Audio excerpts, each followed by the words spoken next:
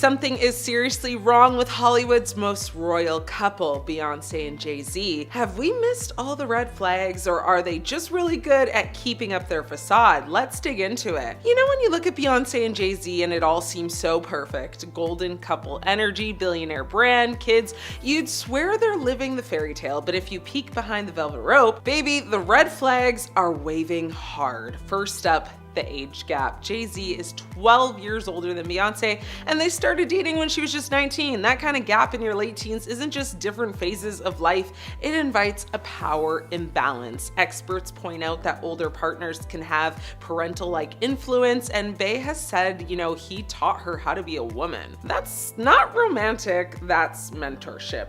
Or even manipulation. Then there's the cheating. Beyonce didn't just write songs, she went nuclear. Lemonade was her epic, emotional, rallying cry, unpacking betrayal and hurt in a way only she could. But she didn't leave it at heartbreak, she built an entire art project around it. And Jay-Z, well, he didn't stay silent either. On his album 444, he finally owned up. He raps about apologizing for emotional distance, for womanizing, for the guilt over lost pregnancies. He even says, you know, he wasn't ready for her maturity, begging her not to walk away. That sounds like more than an old fling, that's deep, like generational trauma. There's also the family tension. Anyone remember the elevator fight? Well, her sister Solange straight up attacked Jay-Z while Beyonce was just there watching. That didn't come from nowhere. Something, you know, or some people think it hints at deeper resentment beneath the perfect couple image. Another huge one is their relationship isn't just personal, it's part of their brand. Their love lives are tied to their business empire.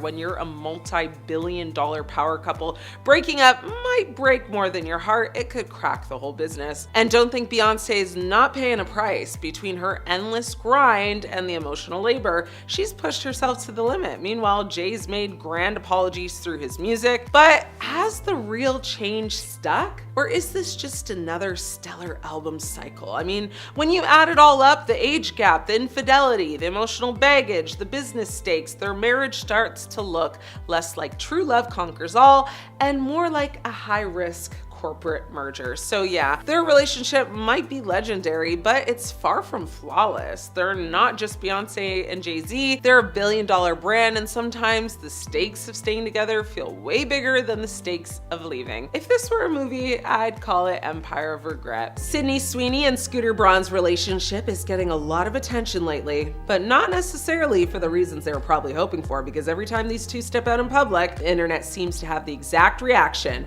wait, are we buying this? Now, before anybody comes for me, yes, Sydney and Scooter are a real couple, allegedly. They officially went public earlier this year after months of rumors, Instagram posts, and increasingly public appearances together. Now, reports say they've been dating since late 2025 after meeting at Jeff Bezos and Lauren Sanchez's wedding in Venice. And, you know, by all accounts, things have gotten pretty serious. Again, allegedly. But serious doesn't mean people aren't skeptical, right? So let's start with the biggest elephant in the room, the age gap. Sydney is 28.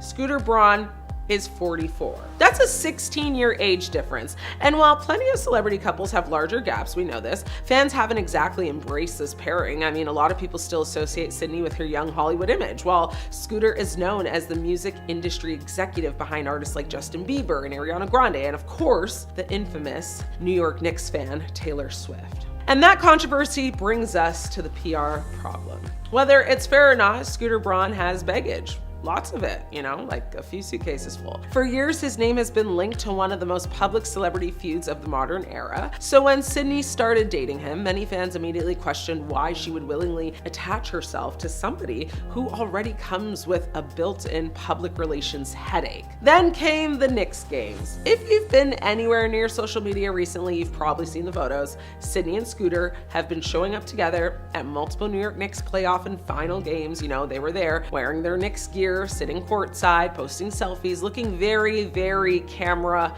aware. And here's where things start getting a little messy. Many fans began accusing the couple of looking overly staged, very performative, if you will. Not because celebrities attending basketball games is unusual, except maybe some. But that's basically an American sport at this point, right? Because every appearance seemed to generate another round of perfectly timed photos, social media posts, PDA moments, and of course, headlines. At one finals game, photos of Scooter kissing Sydney on the cheek quickly spread across entertainment media. Another appearance generated headlines after the pair coordinated matching Nick's outfits. Cute, I guess. And online, people immediately started debating whether these were authentic couple moments or carefully managed image building opportunities. But then things got even more awkward thanks to one unexpected person, Taylor Swift. At Game 4 of the NBA Finals, fans realized Scooter Braun and Sydney Sweeney were sitting only a few rows behind Taylor Swift, and the internet absolutely lost its mind. Within minutes, social media was flooded with memes, jokes, and reactions pointing out the irony of Scooter sitting behind the woman whose Masters controversy helped define his public reputation, and not his good one, the bad one. To be fair, reports later claimed the seating arrangement was completely coincidental, but don't you buy your seats like us regular folk? I don't know. Whatever. Scooter said Sydney had actually surprised him with family tickets and the location had nothing to do with Taylor. Let's remember, Sydney's got good genes, right? But once the internet creates a narrative, good luck stopping it, am I right? Because suddenly Sydney found herself getting dragged into a conversation that wasn't even about her. And that's been one of the biggest reoccurring themes of this relationship. Every time the couple makes headlines, the focus often shifts away from Sydney's career and right back to Scooter's reputation. Even stories that should have been harmless, date night coverage, somehow turned into debates about Taylor Swift, PR strategy, celebrity image management, or, whatever the relationship feels authentic or not, which it doesn't. Now, none of this means the relationship is fake, of course. In fact, multiple reports describe them as committed and very serious. Friends close to the couple have said things are going well and that the relationship has become increasingly important to both of them. But perception matters in Hollywood, and we know this. And right now, the perception problem isn't going away. Between the age gap discourse, Scooter's controversial public image, the endless Nick's photo, ops, and the PDA-filled social media posts, and also the accidental Taylor Swift connection. Yeah, this relationship seems to generate controversy every single time the couple leaves the house. So the real question isn't whether Sydney Sweeney and Scooter Braun are actually happy together. Maybe they are, maybe they're not. The real question is whether they'll ever convince the internet that they aren't starring in a celebrity PR campaign every time they're photographed. Because at this point, the relationship itself may not be ugly, but the public reaction to it definitely is. Is something off about Jen Aniston and Jim Curtis, or are people looking too deep into business that isn't theirs, like usual? But let's get into it. So something is seriously off with this Jennifer Aniston and Jim Curtis relationship, and the internet can smell it from a mile away, because the more details that come out about these two, the more this starts feeling less like a Hollywood romance and more like a very expensive wellness retreat that somehow turned into dating. So according to new reports, Jennifer Aniston is now taking a huge next step with Jim Curtis by building a relationship with his teenage son. And apparently this is a major deal for her because sources are saying she has fully made peace with motherhood not being possible for her anymore, at least not for herself, right? Now, first of all, let me just say Jennifer Aniston has been dragged by tabloids for literally 2 decades over this whole motherhood conversation. And honestly, it's insane. I mean, the woman could eat one burrito and suddenly magazines are screaming miracle baby at age 56. The obsession has been weird for years, but this relationship specifically, something about it feels incredibly curated. Like every update sounds like,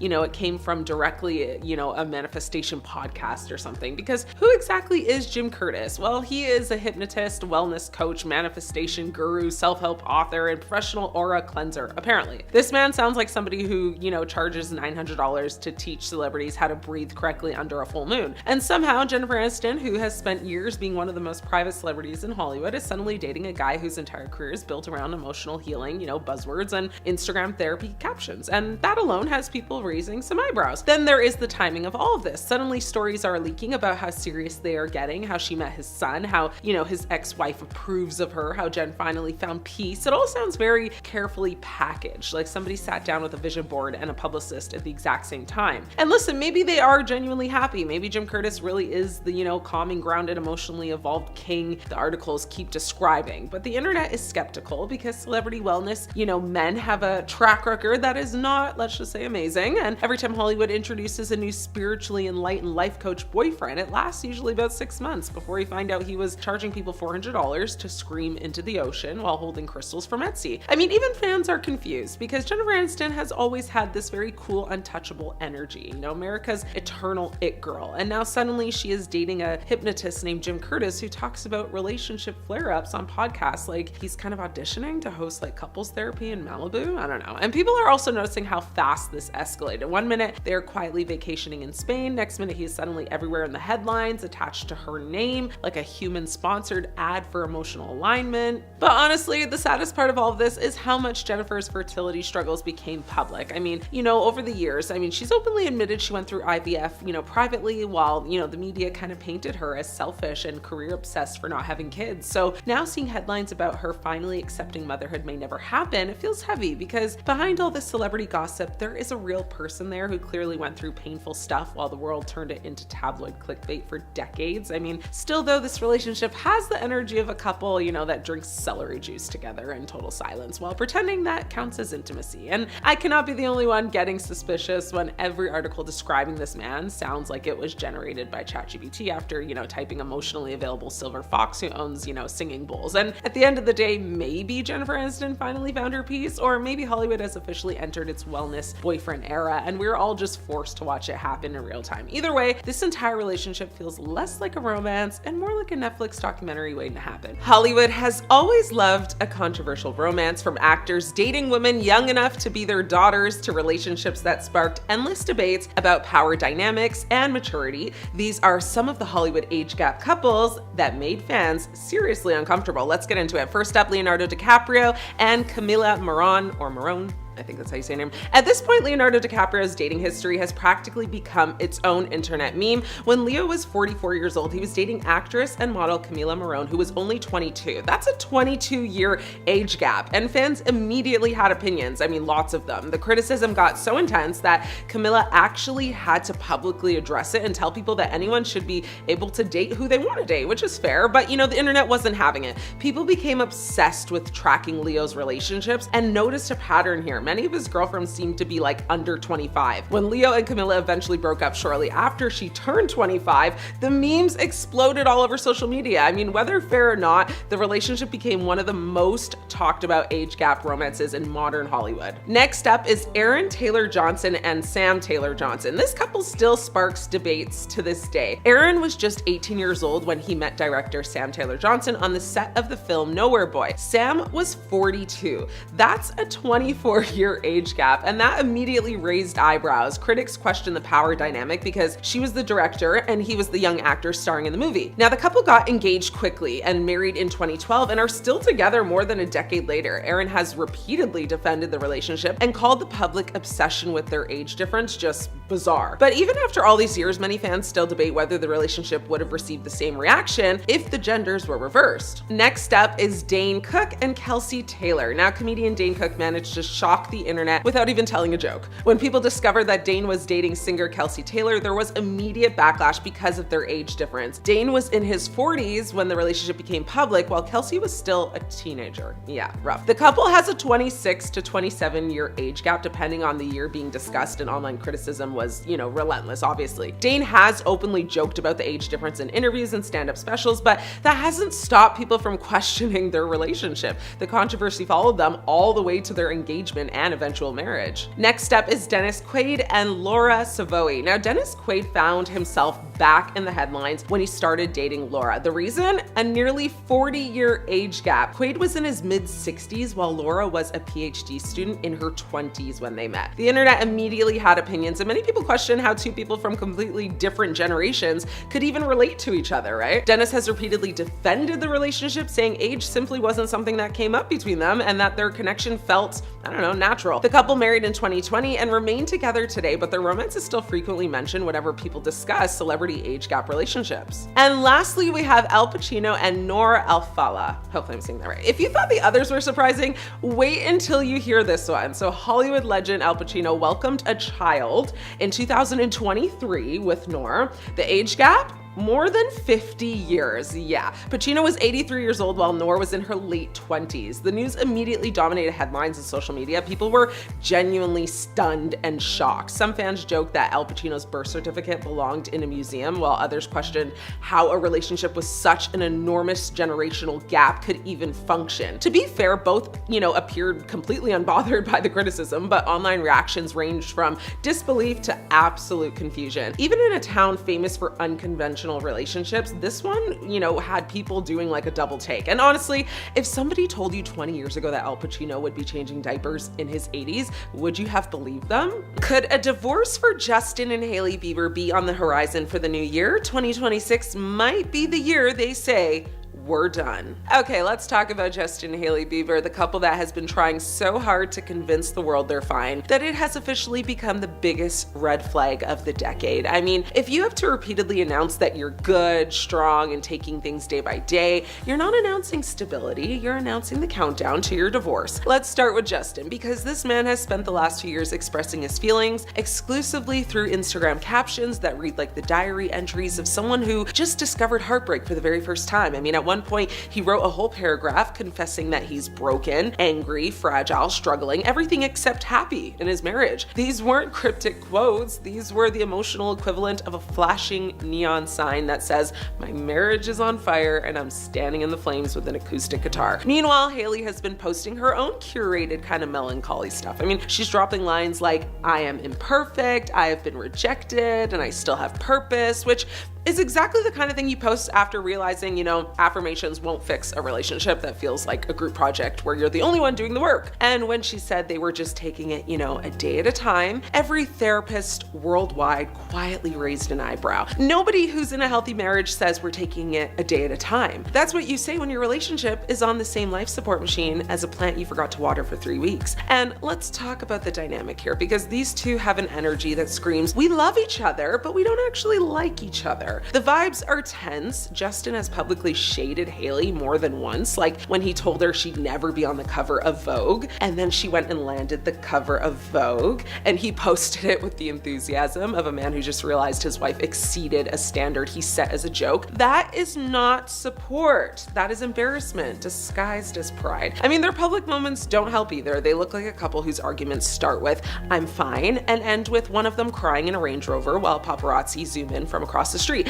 And yes, they've got a kid now, but adding a baby to a shaky foundation doesn't magically fix anything. We all know that. It just means now there's a witness to all of this. The truth is their entire marriage feels like two people trying to heal a million emotional wounds with, aesthetically pleasing photos, vacation montages, and PR-approved statements. But behind the scenes, the cracks are loud, the energy is off, the chemistry is giving situationship that accidentally got a marriage certificate. Every year people say they won't make it, and every year they do. But barely. And now, after all the emotional breakdowns, cold body language, sad interviews, and oddly timed spiritual quotes, it genuinely feels like both of them are living in separate realities and occasionally scheduling a kiss for optics. So yeah, I don't know. Is 2026 the year Justin and Hailey finally call it quits? Honestly, the evidence isn't subtle. I mean, when you have two people broadcasting emotional distress like it's free Wi-Fi, that's not a couple that stays married forever. That's a couple kind of inching closer and closer to filing a divorce and releasing matching notes app statements about love, respect, and growth. I mean, at this point, the divorce papers are basically warming up in the bullpen, and honestly, it might be the best thing for both of them, because when your marriage causes more emotional monologues than a Taylor Swift album and more cryptic posts than a teenage breakup, that's not romance. That's a storyline waiting to happen, and 2026 is looking like the year that this storyline finally drops.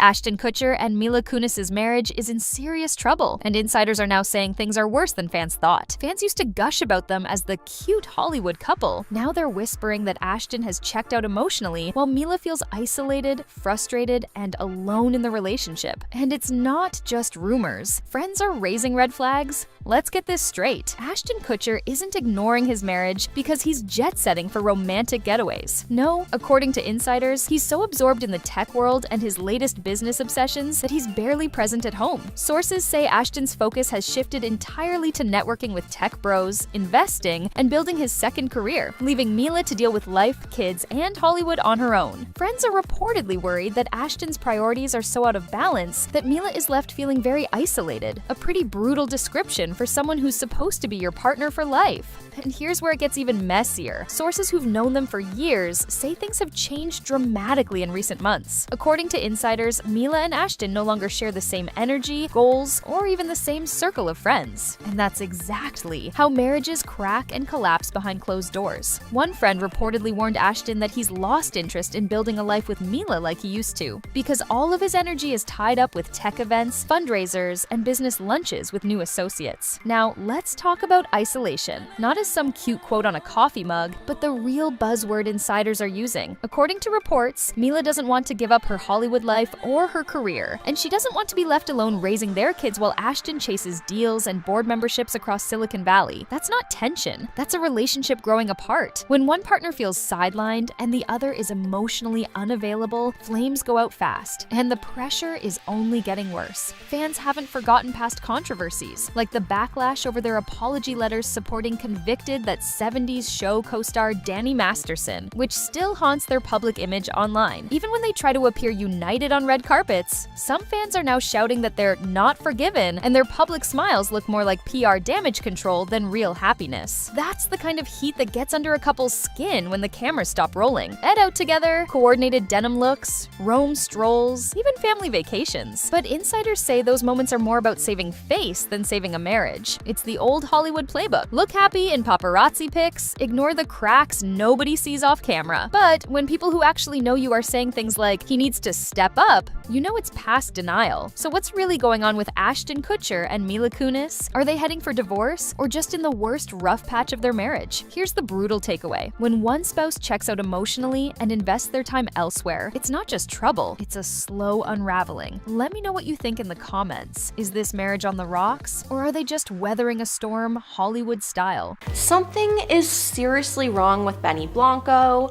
and yes, the clips are terrifyingly uncomfortable. Since marrying Selena Gomez, the internet is panicking, and nobody wanted to say this until now. Look, they should be Hollywood's power couple. She's a global icon, he's a hitmaker. But something weird is happening behind the glamour. Ever since that Santa Barbara wedding, the internet isn't just talking, it's obsessing. Fans started noticing strange behavior and hilarious but cringe habits from Benny, like that Golden Globes chewing gum moment people couldn't unsee. Fans called it nasty, open mouth chewing, and straight up distracting on camera. People were like, tell him to stop on Twitter and on Threads. And it didn't stop at gum chewing. Every camera cut had people talking. One comment said it made them want to punch a hole in the wall. That's not love, that's Monday morning tantrum energy. Now fans online have actually started roasting the whole relationship. Some saying Benny just looks uninterested, like he's not even in it unless the cameras are on him. Some Reddit threads brutally claim that Selena chased him and that he never really gave love back. Now that's a hard narrative. Then there's the other side of this story. Selena herself recently opened up about how she cried and feared the worst right after their wedding. She said that even amid the happiest moment of her life, her brain went straight to, what if this all goes wrong tomorrow, and sobbed. Now that's raw vulnerability, not a PR spin. Fans took that though and ran with it. Some supportive, some saying it's signs of insecurity, others saying it's just pressure from fame. Either way though, people are talking. And fan reactions, well, it's mixed chaos. Some fans are straight up shading the couple's Golden Globes appearance, saying they didn't even look like a couple. Commenters insist that they looked like a mess and claimed that there was zero chemistry. Oof. Others insisted that Selena's the one putting in all the emotional work and Benny's just there for the front row perks. Yikes. Now, you have to see social posts, memes about Benny's habits, clips gone viral, people mocking everything from gum to awkward expressions, and it's like watching a reality show without the producers. Commentary's wild, from supportive to savage, and that split makes everyone talk even more. Now, just at the 2026 Golden Globes, they were supposed to be the picture-perfect newlyweds, Selena glowing in Chanel and Benny beside her. They even hit a diner afterwards, like total relatable couple goals, but even amid the glam and the PDA, the online narrative was already writing itself. Is this just pressure, a weird habit, or a sign that their marriage isn't what it looks like? That's the tea everyone's sipping. So tell me, is this just quirky celebrity behavior, or is there something seriously weird going on with Benny Blanco's energy since marrying Selena Gomez? Comment team concerned or team it's nothing below. Brooklyn Beckham and Nicola Peltz may be headed towards a divorce sooner than we thought. So Brooklyn Beckham and Nicola Peltz are officially giving marriage under pressure. No, this isn't just tabloids being dramatic. This is a full-blown family implosion with billionaire in-laws, image control, and decades of Beckham branding crashing headfirst into a very young marriage. Because right now, Brooklyn isn't just distancing himself from his famous parents, he's publicly choosing sides, and the side he's choosing is Nicola. Now, sources close to the situation say Brooklyn has become completely estranged from David and Victoria Beckham, and the reason allegedly is Nicola. Now, or more specifically, his decision to actually defend her at all costs, even if it means torching his relationship with his own family. And, that's where things start getting messy. According to reports, the tension that's actually between Nicola and Victoria didn't magically just kind of appear out of nowhere. It's actually been simmering since the wedding, the infamous wedding, the one that was supposed to be a fairy tale and instead turned into a Cold War with floral arrangements. Yeah. The dress drama alone was enough to fuel headlines for, years to come. Now, Nicola didn't wear a Victoria Beckham gown despite early plans, and that reportedly struck a nerve, and from there, everything escalated. I mean, passive comments, hurt feelings, power struggles, and control issues disguised as, misunderstandings. But here's where it gets interesting. Brooklyn is no longer playing neutral. Behind the scenes, insiders say Brooklyn feels his parents have repeatedly crossed boundaries in his marriage, that they've inserted themselves, questioned decisions, and treated Nicola less like his wife and more like a problem that needed to be managed. And Brooklyn, he's had enough. He's reportedly told friends that his loyalty is with his wife, full stop, period. He also said that Nicola makes him feel supported, understood, and protected, things he allegedly hasn't felt with his own family for a very long time, which is a big statement when your parents are literally David and Victoria Beckham. And this is where people start whispering the word divorce, because when a marriage becomes the center of a family fractured this deep, the pressure is unreal. On one side, you've got a woman who comes from extreme wealth, who doesn't need the Beckham name, who doesn't rely on their brand, and who isn't interested in playing polite when she feels disrespected. And on the other side, you've got a family whose entire legacy is built on image, loyalty, and, control of the narrative. Also, allegedly, the parents have said, that they won't talk to him unless he splits from her, which is crazy. So Brooklyn, of course, is stuck in the middle, except lately he's not in the middle at all. He's fully aligned with Nicola, and friends of the Beckhams say David and Victoria are devastated. I mean, they feel blindsided. They believe Nicola has pulled Brooklyn away from them and created distance that didn't need to exist. But people close to Brooklyn, they see it very differently. They say this isn't Nicola isolating him, it's Brooklyn finally setting boundaries. And if that's true, that's a dangerous emotional position for a young marriage to be in, because when you cut off your entire support system for your partner, the relationship suddenly has to carry everything, every, disagreement, every bad day, every crack. That's when resentment creeps in. And that's why people are watching this marriage so closely, because while Brooklyn is publicly standing firm, insiders say the pressure behind closed doors is intense. He's balancing loyalty to his wife with unresolved pain from his parents, and that emotional weight doesn't just disappear because you post a cute little Instagram photo. Nicola, meanwhile, is said to feel constantly blamed, like no matter what happens, she's the villain or the woman who took their son away. But the question is whether this marriage can survive being the battleground for one of the most famous families in the world, because love is one thing, but love under this much pressure, that's where cracks start to show. And if this keeps escalating, don't be surprised if headed towards divorce stops sounding like less speculation and starts sounding like a headline that finally comes true. Justin Timberlake and Jessica Biel aren't exactly living in marital bliss, and I've got some tea on that. Let's get straight into it. Justin Timberlake, ex-boy band heartthrob, solo pop legend, actor, king of sexy back, and Jessica Biel, A-list Hollywood actress, mom, producer, have been married since 2012. But peel back the red carpet gloss and what looks like a fairy tale in tabloids might actually be a struggle. Now, this isn't your typical they had a fight at brunch celebrity drama. No, insiders have told outlets that Jessica Biel has been frustrated with Justin's alleged lack of effort to actually, help with their marriage, especially at a time when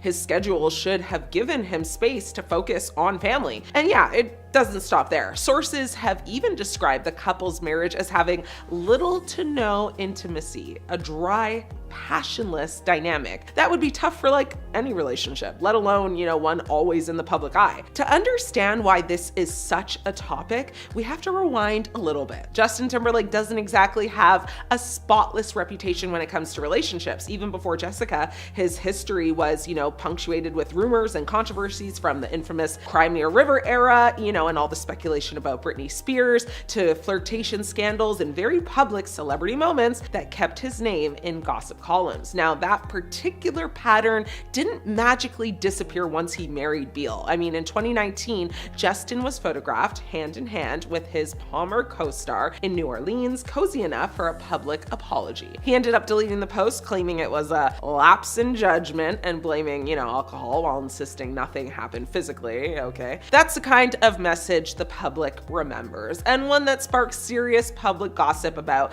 fidelity. But fast forward to the marriage years and things started getting, let's just say, weirder. Despite the couple's long history of reaffirming their love publicly, including, birthday posts, anniversary shoutouts, sources more recently paint a picture of strain. People close to Biel reportedly feel that Timberlake is not doing enough to actively contribute to fixing problems, even though his work plate isn't overloaded. So that's a telling detail, a husband who appears too busy for growth in his marriage, even when he has time. Then there's the matter of distance, emotional and otherwise. One report described Biel and Timberlake as being like day and night, as if they just don't relate to each other the way they once did. And, if that weren't enough, some outlets even floated the possibility that this marriage, already public and complicated, could be in a precarious place, with gossip fueling speculation around a potential split down the road. Meanwhile, Timberlake, been handling his own personal curveballs too. Widely covered DWI arrest in 2024 embarrassed the whole family. It was in public, it added stress, and reportedly didn't win him any brownie points at home. So let's be clear, this isn't just tabloid, fever or whatever. Multiple outlets have reported on marital strain and lack of intimacy between Jessica and Justin, even after years together. Jessica's frustration at Justin's perceived lack of effort to improve things, energy and connection issues they've publicly, been described as facing, and ongoing speculation that this isn't a settled, happy Hollywood marriage story, the way PR might want you to think it is. But here's the twist. Every time rumors wind up circling, the drain, Justin and Jessica both come out with statements or public posts about how committed they are, how much they love each other, and how they're working through it. That's the Hollywood duality, struggle behind the scenes, positivity on the surface. So what's really going on? Is Jessica Biel quietly reevaluating her marriage to a man who makes headlines for scandal more than romance? Is Justin Timberlake quietly trying to fix things but losing traction with time and missteps? Honestly, probably a bit of both, just like many relationships not happening under the spotlight of millions every day. At the end of the day, a marriage can never just be about the glamorous photos. And in this case, the report suggests the gloss might be hiding a lot more conflict, frustration, and emotional distance than fans ever expected. Is Kristen Bell trapped in a toxic marriage? Let's dig into it. Lock in with me. The internet just collectively short-circuited after she casually said something that absolutely detonated her carefully curated Hollywood healthy marriage image. Now, Kristen Bell, America's quirky, relatable sweetheart, openly admitted that she doesn't really care if her husband, Dax Shepard, cheats on her. And no, she didn't whisper it in like a therapy session. She said it out loud in an interview like it was a normal Tuesday thought. And the moment that sentence left her mouth, well, people stopped hearing nuance and started hearing sirens. Her logic was basically this: humans are attracted to other humans. Marriage doesn't magically turn your eyes off, and pretending otherwise is kind of delusional. She framed it as honesty, emotional maturity, and realism. The internet framed it as blink twice if you're trapped. Because let's be real for a second, when a woman says she wouldn't care if her husband cheated on her, people don't hear confidence, they hear resignation, they hear coping, they hear someone who's talked themselves into accepting less than they deserve, especially when that husband is Dax Shepard, a man who has openly talked about his past cheating, substance dependency issues, and just emotional chaos for literal years on his podcast. So timing did her absolutely no favors either, because this comment resurfaced right after Kristen posted that deeply uncomfortable anniversary message where she joked that Dax once said he would never unalive her, even though he had every incentive to. And yes, she probably meant it as dark humor, but the internet read it and collectively went, girl, are you okay, honestly? People were not laughing, they were concerned. And when you combine that post with her cheating comments, suddenly it stopped sounding like edgy humor and started sounding like someone normalizing dysfunction because it's easier than unpacking it. And that's where the toxic marriage conversation really kicked off. Even recently on a podcast, Dax admitted that he enjoys flirting with other people, and his close friend Monica Padman, who was the host of the podcast, told him, maybe you lost that right when you got married. He responded, well, in typical Dax Shepard way, saying he basically just likes to flirt. Okay, so Kristen and Dax have always branded themselves as brutally honest, therapy-obsessed, self-aware adults who fight hard but love harder. They've talked openly about, screaming matches, resentment, attraction to other people, and the constant work it takes to stay together. But there's a fine line between transparency and oversharing to the point where people start questioning whether you're actually happy or just committed to the narrative of being real. Kristen tried to clarify that she wasn't saying cheating is okay, just that attraction is inevitable, and it's what you do with it that matters. But here's the issue. That explanation only works when your relationship doesn't already have visible cracks, when the public already knows your partner has a history of cheating. That clarification stops sounding philosophical and starts sounding like pre-forgiveness, and Dax didn't exactly help. I mean, instead of shutting it down cleanly, he kind of leaned into jokes, sarcasm, and podcast-style deflection, which only fueled the idea that this marriage survives on humor instead of boundaries. He even had to publicly clarify that they're not swingers, they're not in an open marriage, and not quietly redefining monogamy behind closed doors, because rumors had spiraled that far. But here's the uncomfortable part nobody actually wants to say out loud, but I will. Sometimes people normalize behavior not because they're enlightened, but because accepting it feels safer than confronting the possibility that your needs aren't being met. Kristen's comment didn't sound like someone empowered by trust, it sounded like someone emotionally detaching from a scenario because engaging with it would just hurt entirely too much. There's also a power imbalance people ignore. Kristen Bell is widely successful, yes, but she's also an emotional stabilizer in the relationship. She's the caretaker, the communicator, the one constantly framing chaos as character, and when that person says they wouldn't care if their partner cheated on them, it raises a bigger question. Who is doing the compromising and who is benefiting from it? This isn't about judging how people structure their marriages, it's about optics, patterns, and what happens when being chill starts looking a lot like emotional self-abandonment. Kristen might genuinely feel secure enough not to spiral over a hypothetical, or she might be doing what a lot of women do when they love someone complicated, redefining expectations so they hurt less when they're violated. And the reason this went viral isn't because people hate her, it's because they recognize the dynamic, they've seen it, they've lived it, they've told themselves the same stories to survive toxic relationships that ask them to bend further than they ever should have. Whether Kristen wants to admit it or not, the red flags aren't hypotheticals, they've been public for years. Divorce rumors are exploding around Nick Jonas and Priyanka Chopra after one viral Golden Globes clip, and social media is losing it. So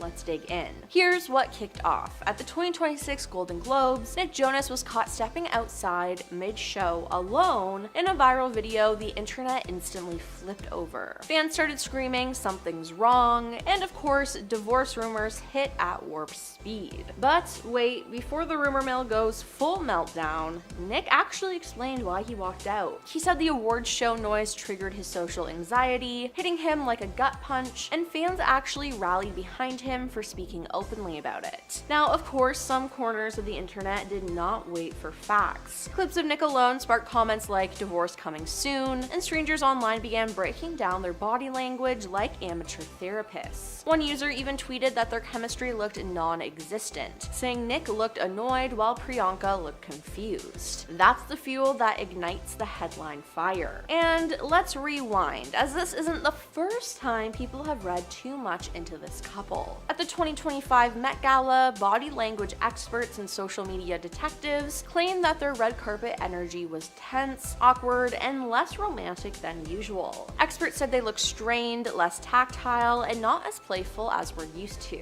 and fans immediately spun that into Trouble in Paradise. And years before all of this, relationship analysts listed some supposed red flags, like Nick sometimes photographed without his wedding ring, and the couple spending weeks apart due to work commitments. But here's the catch. Experts also point out many reasons this doesn't mean divorce, like how they still show affection publicly, support each other's careers, and celebrate being a family. Not everything is doom and gloom, but gossip culture loves distraction. Now, back at the Golden Globes, Nick didn't disappear for a romantic escape from Priyanka. He literally took a breather due to social anxiety, which he linked to his new song Gut Punch, as he discussed before in relation to his mental health. Meanwhile, Priyanka slayed the red carpet in custom Dior, fixed his bow tie in a cute moment, and later shared behind the scenes date night vibes on social media. But of course, some fans can't see that without twisting it into a headline.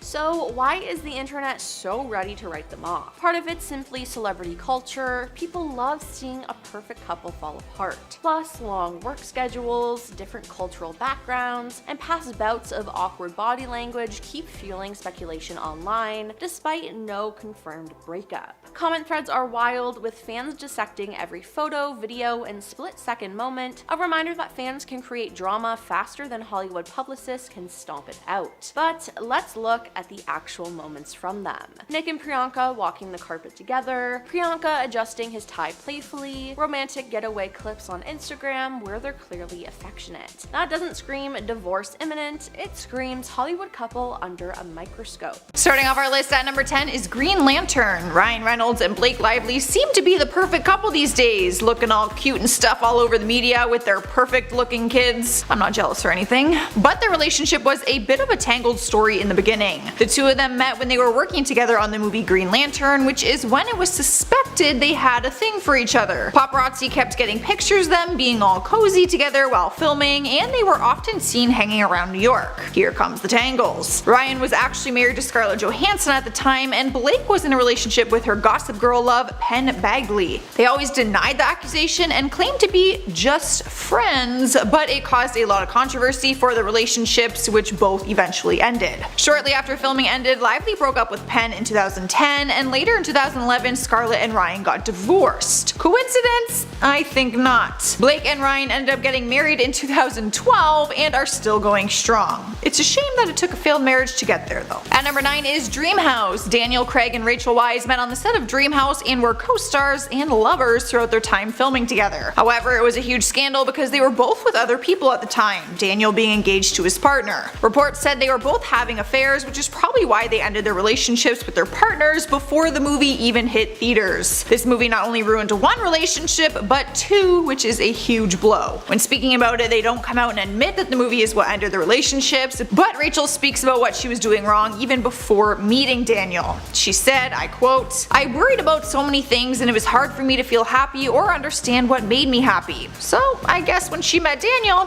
he made her happy." Shortly after filming ended, Rachel and Craig went public as a couple and were married just 7 months later. Next up at number 8 is Days of Thunder. The classic 1990 sport movie was filled with a lot of drama, not only in the script but in the personal life of the actors. When the movie began filming, Tom Cruise was married to Mimi Rogers. He took the lead in the NASCAR movie and starred alongside the beautiful Nicole Kidman. Apparently Tom was already having some relationship issues with Mimi when he started filming the movie, but his eyes for Nicole Kidman ended up being the nail in the coffin. His on-set love affair with Nicole caused a whole whirlwind in Hollywood. She was just 22 years old at the time and said that her jaw dropped the moment she laid eyes on him. Tom and Mimi ended up getting a divorce just 1 month into the production process, and Tom and Nicole married less than 1 year after meeting, so Tom was clearly wasting no time. The love affair was making headlines, but Nicole never had an issue admitting her love for him. She once told Vanity Fair, I quote, "He basically swept me off my feet. I fell madly, passionately in love, and as happens when you fall in love, my whole plan in terms of what I wanted for my life, I was like, forget this. This is it. I was consumed by it willingly." And so were all the media outlets. Swiping the number 7 spot is Geely. You remember that random crime romance movie that starred Jennifer Lopez and Ben Affleck? You actually might not remember because it was a total flop. The 2003 movie got a 6% on Rotten Tomatoes and only earned back $7.3 million of its $54 million budget. But one thing that was gained from this movie was a romance between the the two actors. However, this ended the relationship between Jennifer Lopez and Chris Judd. Back in the day, the pop star was married to the dance and choreographer who fell in love on the set of her Love Don't Cost a Thing music video, but they came to an end when she later starred in Geely and began having a little thing for Ben, or so they say. Lopez ended up filing for a divorce in order to pursue a relationship with Affleck, and the only reason people say this is because of the timeline and how quickly she went from her marriage to another relationship. They ended in 2012, and not long after, Jen and Ben began dating publicly. Shortly into dating, they were engaged, showing off the $2.5 million ring, but the engagement was called off in 2004 before they ever got married, so there was no real winner in this situation. Up next at number 6 is House of Wax. Yes, the god-awful movie that Paris Hilton tried to make an acting career out of. At the time the movie was filmed, Chad Michael Murray was married to his One Tree Hill co-star Sophia Bush. He was considered a heartthrob at the time, as was Sophia, and it seemed like they were a perfect match. One Tree Hill fans went crazy. They loved that their characters on the show fell in love off screen too.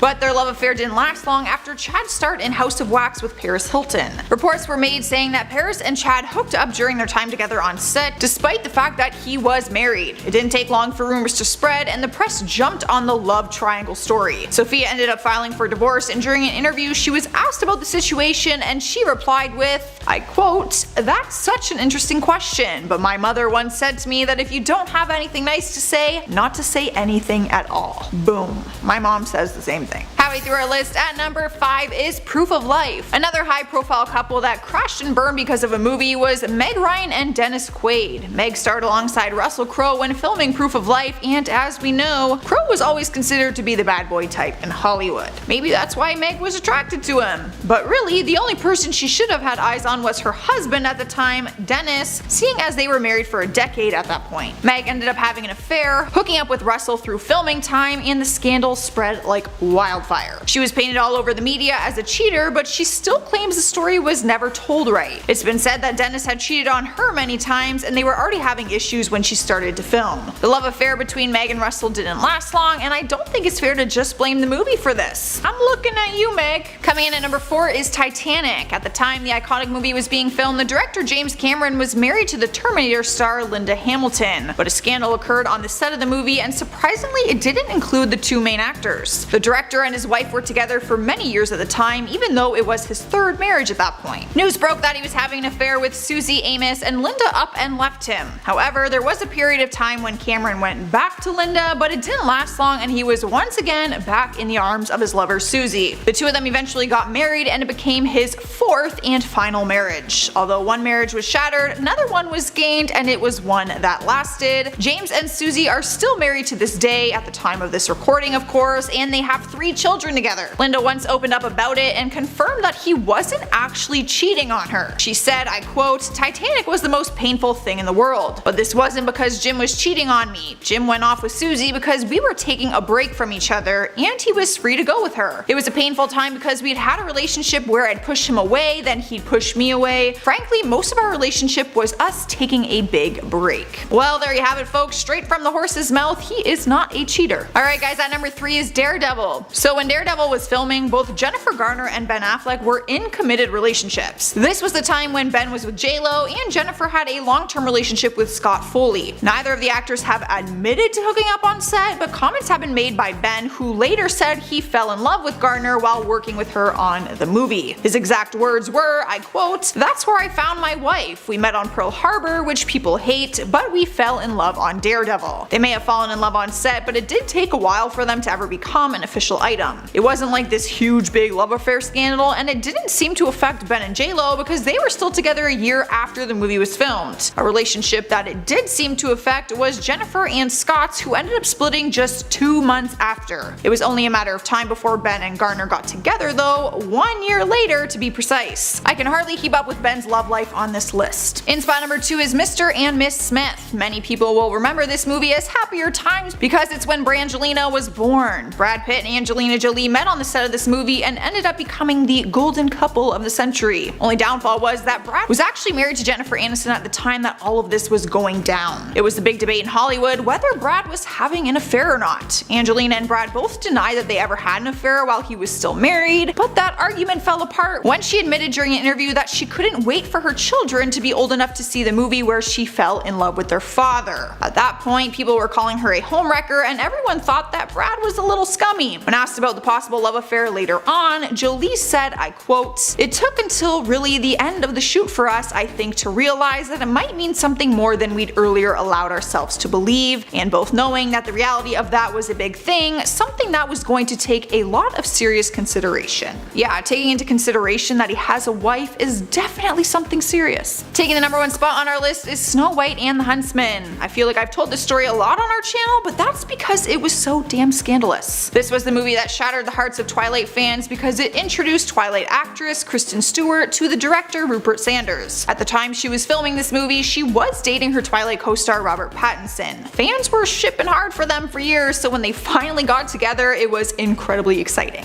But all of that was ruined when images surfaced of Kristen and Rupert making out. Not only did this ruin the Twilight couple, but it also destroyed Rupert's relationship, who was married to the mother of his 2 children. This one is a double whammy. Both relationships shattered, and although we blame the 2 people involved, we can't help but realize that if they didn't work on this movie together, it probably wouldn't have happened. We are aware of the pain that has been caused by the character letters that we wrote on behalf of Danny Masterson. We support victims. It's not because I think In the Crease is good, but because Josh told me like The road to marital bliss hasn't always run smoothly for Ashton Kutcher and Mila Kunis. Kunis was disproportionately aged to Kutcher's 19 years old when they met on the set of That 70s Show back in 1998, an age difference that adds a retrospective ick factor to their constant on-screen makeouts. And while there may have been a spark of something by the time the show ended, both stars were busy following independent dating lives, including Kutcher's 8-year marriage to actress Demi Moore. All told, Ashton and Mila had known each other for 14 years before they finally began exploring a romantic relationship back in 2012. Since then, they've welcomed 2 offspring and have been admired as Hollywood's, power couple. But is their relationship as solid as it first appears? People grow and change, so hey, maybe the idea of once a cheater, always a cheater may not hold true. Still, cheating is a red flag that demands close attention in future relationships. For instance, matchmaker Susan Trombetti pointed at Ashton's history of infidelity as a persistent warning sign in his current marriage. She mentioned who can forget him cheating on Demi Moore on their anniversary. So Ashton Kutcher and Demi Moore were married between 2005 to 2013, and according to Demi's memoir, he cheated on her at least twice. Whatever arrangements that he and Demi shared and agreed on prior didn't include that for sure, as evidenced by how physically devastated and hurt Demi was. Trombetti further pointed out that Kutcher even lied to other women entangled in his love triangle, assuring one falsely that he and Moore were separated. One of the most challenging parts of dating a celebrity is likely dealing with tabloid rumors, and this was definitely true for Ashton and Mila back in 2013 when gossip columnists began to wonder whether or not he was actually really being faithful to her. As Hollywood Life reported at the time, a woman named Sarah Leal claimed to have proof that Ashton was dating a friend of a friend. Apparently one of her co-workers sent her a photograph of Ashton in his PJs, and oof, it was an intimate photo, to say the least. In an interview, Leal contemplated the significance of the photograph in question. She said, sure, it could be an innocent picture, but I also think it's possible he's not dating Mila exclusively, not just because of that photo, but because he's cheated before. And that would definitely be a red flag for me if I were dating someone who had cheated on their wife. I would hate for Mila to have the same experience as Demi. And although it's impossible to verify these allegations, it's worth noting that Leal's been previously honest with the press. In 2011, she told US Weekly that Kutcher had pursued her while he was still married to Demi Moore, which those claims were confirmed. But the real crux here is Ashton Kutcher's lack of trustworthiness and pattern of lying, both of which are bona fide relationship enders. Once again, going back to our matchmaking expert, how can we believe any relationship he has? It might be easier to swallow if Ashton had shown any signs of changing his ways or pursuing clear personal growth, but as has been observed, he rushed into things with Mila so soon after his divorce that there was definitely no time wasted in processing such behavior or changing as a person. Healthy relationships require mutual respect, which has been a fundamental component of this romance. As one celeb critic has pointed out, Ashton cites his admiration for Mila as the main point of falling in love with her and accelerating the relationship. And while that sounds like a good thing, the loss of that respect could pose a serious red flag. Losing respect and admiration for each other kind of erodes the bond and love for each other. And unfortunately, the couple's mutual admiration may be on its way down. In a 2021 appearance on Hot Ones, Mila slammed Ashton for comments made during his own appearance on the program. She first fact-checked his preparation for the role of Steve Jobs in Jobs, which involved extremely and unhealthy measures. She was like, yeah, he's downplaying it. He was so dumb. He only ate grapes at one point. It's so stupid. He ended up in the hospital twice with pancreatitis. It was really dumb. And well, honesty between sweethearts is refreshing. It's an awfully blunt way to talk about your hubby on camera. And that wasn't the end of raking Ashton over the coals. She called him a liar about getting rid of his That 70s Show wardrobe,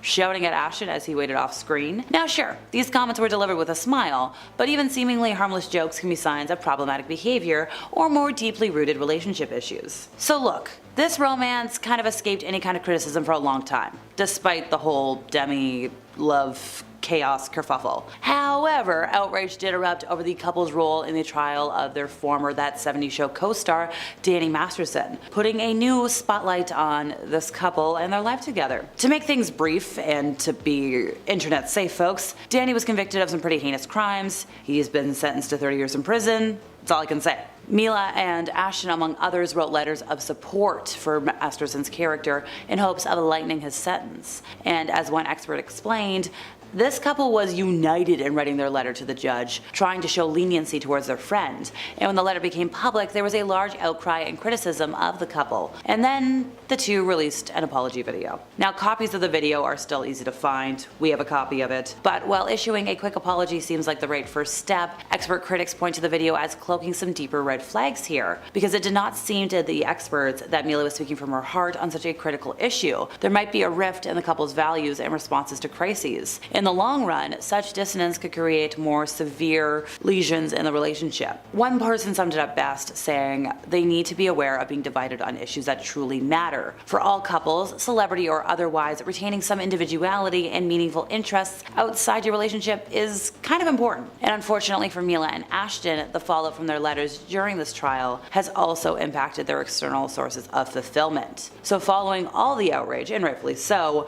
both halves of the couple resigned from their positions in the organization that Ashton co-founded, literally to stop crimes of this nature, which is kind of a doozy for us to hear. It must have been a doozy for him. Apparently his position as board chair was truly significant to him, and a lot of people were concerned that Ashton lost something that gave his life meaning and purpose beyond acting or producing entertainment. And missing that crucial sense of purpose could put a strain on Ashton, and by proxy, this relationship. Possibly being lost without a rudder and a goal of passionate significance could cause any marriage to greatly suffer and be negatively affected. In other words, this couple might need to redirect their passion and fulfillment somewhere else, or risk long-term damage to their overall happiness. Meaning and purpose are the motivation to arise every day and live a fulfilling life, and without those cornerstones, it could spell trouble for happiness in this household. There's no shame in forming parasocial relationships with your favorite celebrities, but how well do you really know them? So, in wake of the whole trial, a lot of fans have had doubts about the authenticity of Ashton and Mila.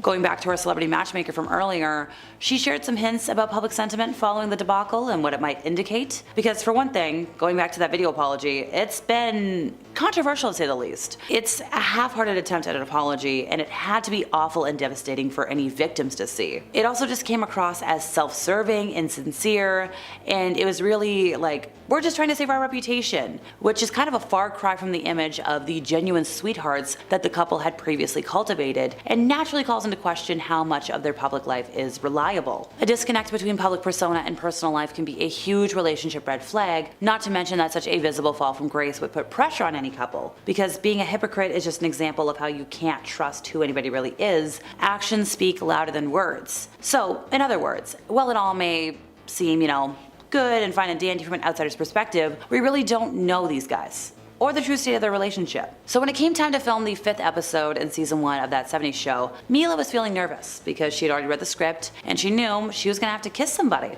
But here's the problem. She was the youngest person in the cast. She had never been kissed. Ashton was a 19-year-old Calvin Klein model and an actor whose age made him much too old to be smooching somebody so young. Well, years later on the Rosie O'Donnell show, Ashton himself would admit, Mila was a certain age when they started the show, and everybody's like, okay, you guys are gonna be making out in this scene. And he's thinking like, wait, this is slightly illegal. Well, despite that, apparently Ashton attempted to French kiss Mila during the scene because Danny Masterson bet him $20 he wouldn't do it. So Mila mentioned that she had to close her mouth to prevent Ashton from slipping her the tongue. Just so gross.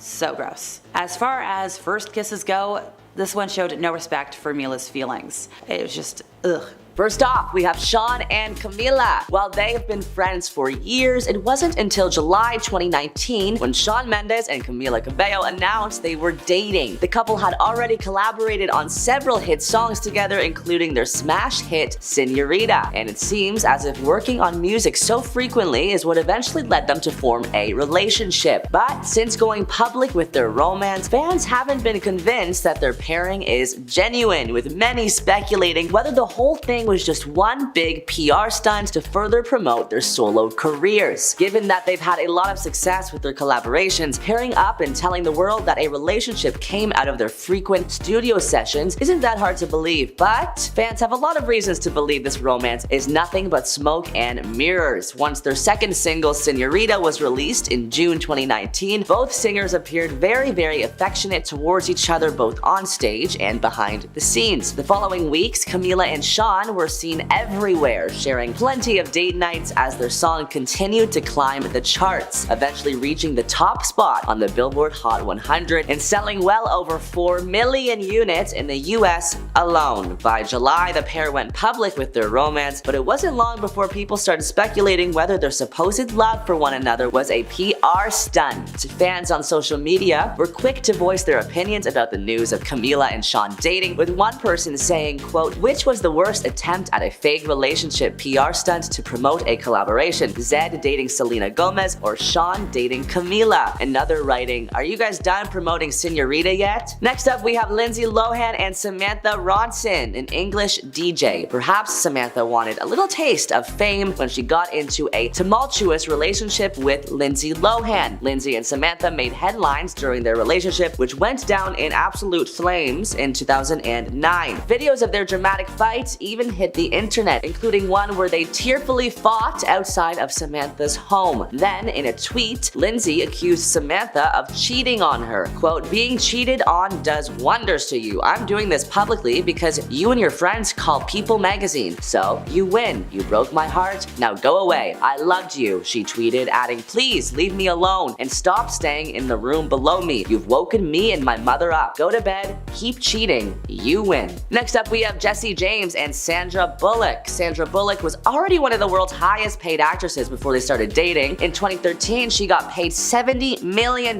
for the movie Gravity. So I'm sure ex Jesse James wanted in on those riches. Jesse and Sandra Bullock's almost 5-year marriage went down in flames when the world found out he cheated on her with multiple women. And as of 2017, it sounds like he still doesn't think it's such a big deal. In general, both women and men cheat. It's part of life, he told the Daily Mail. We have a feeling that Sandra would disagree. Next, we have Tori Spelling and Dean McDermott. Tori and Dean have had a pretty rocky relationship, and all the ups and downs of their more than 10-year marriage have been broadcast for the entire world to see thanks to their reality stardom. In 2014, Dean famously cheated on Tori, and the woman he cheated with, Emily Goodhand, spilled all the details in an interview with Us Weekly. Dean later ended up going to rehab for intimacy addiction, we'll call it, and he and Tori are still married to this day. The one-night stand with Emily Goodhand allegedly took place after a group of friends met up at a bar in Toronto, where Dean was on a promotional tour for his hosting job on the show Chopped. Emily was a friend of a friend, and the two were introduced. Her occupation was not disclosed. "He seems like a cool guy," Emily said. "I thought he was very handsome." They became friendly over an 8-hour meal at a restaurant, sitting side by side. "We were just having fun and hanging out," Emily added. When heading towards the bar at his hotel hotel, he was flirting, she added, and she explained that she was attracted to him because his personality was, quote, very charming. She explained later that she felt she could trust him because he opened up to her and was talking about his kids and his work with her. She also said that they knew a lot of the same people, so we had that in common, she says. During drinks at his Fairmont hotel, Dean did not openly flirt with Emily as there were other friends around them, but later the two exchanged phone numbers and he slipped his card key with his room number into her purse. We just looked at each other, Emily said. After slyly leaving with friends and making it seem as if she was going home, Emily instead went to Dean's hotel room. At first he wasn't there, but then she texted him and he showed up within seconds. He wanted to make me feel good, she explained, after he flooded her with compliments. Then the time for talking was over. Next, we have Jessica Simpson and Nick Lachey. After less than 4 years of marriage and a reality show, Newlyweds, Nick and Jessica on MTV, the couple found themselves in the middle of an extremely public divorce. At first, Jessica Simpson and Nick separated, and then in 2005, Jessica filed for divorce. During a 2015 interview on CNBC's Closing Bell, she revealed that her biggest financial mistake was marrying Nick, which makes sense since she had to pay him $12 million thanks to no prenup. The biggest money mistakes? I don't know. For some reason, I thought of my first marriage, she said, according to MSNBC. Next up, we have Ashton Kutcher and Demi Moore. This relationship was mutually beneficial as it kept both actors relevant through various tabloid headlines. Their relationship and marriage were super high profile, mainly because of their 15-year age difference, but it all came to an end in 2011 after 6 years of marriage, reportedly because Ashton cheated on Demi with Sarah Leal, according to Us Weekly. In 2018, Ashton revealed on Dax Shepard's podcast he didn't eat for a week after their split. Right after I got divorced, I went to the mountains for a week by myself, he said. I did no food, no drink, just water and tea. I took all my computers away, my phone, my everything. I was there by myself, so there was no talking. I just had a notepad, a pen, and water and tea for a week. Next, we have Ariana and Pete Davidson. The world was shocked when just weeks after they started dating, Ariana and Pete announced their engagement, complete with a ring and matching tattoos. But it didn't last long. By October, it was over. And as Ariana told Vogue in the August 2019 issue, their whole relationship was, quote, highly unrealistic. I met Pete and it was an amazing distraction, she says. It was frivolous and fun and insane and highly unrealistic, and I loved him, and I didn't know him. A couple months after their split, Ariana appeared to take a jab at her ex-fiance, writing on Twitter, quote, for somebody who claims to hate relevancy, you sure love clinging to it, huh? Moments later, Grande tweeted, thank you, next. The mysterious diss came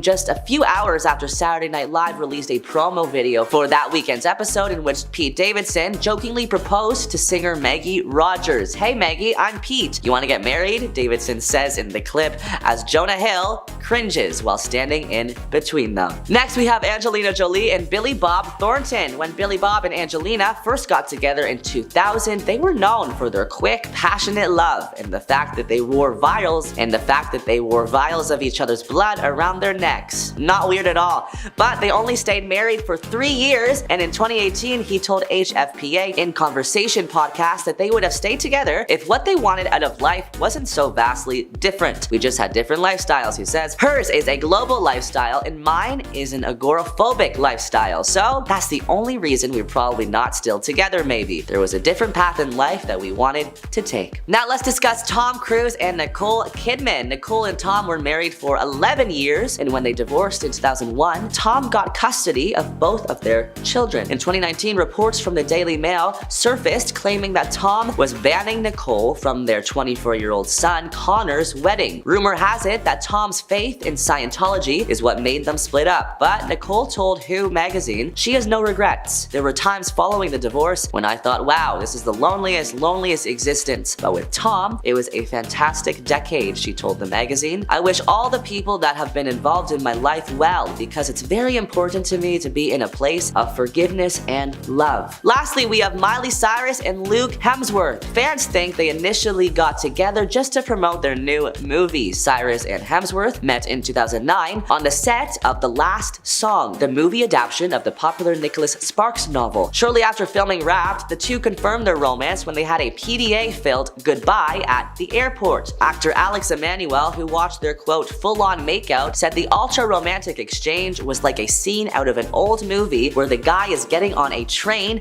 and they're saying their goodbyes. After an on and off relationship for 10 years and the actors getting married, they finally split up in 2019. Miley's rep exclusively confirmed to People that the couple had split up. Liam and Miley have agreed to separate at this time, the rep said in a statement. The rep continued in the statement, ever evolving, changing as partners and individuals. They have decided that this is what is best while they both focus on themselves and careers. They still remain dedicated parents to all of their animals while lovingly taking this time apart. Please respect their process and their privacy. 3 days later, Hemsworth addressed the separation in an Instagram post, writing, "Just a quick note to say that Miley and I have recently separated, and I wish her nothing but health and happiness going forward." Number 10.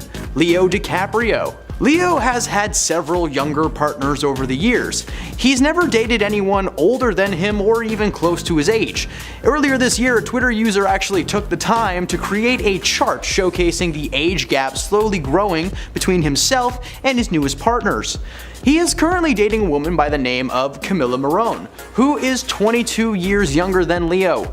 According to the chart, he prefers women in their early to mid-20s, but he hasn't stayed in a relationship with anyone past the age of 25.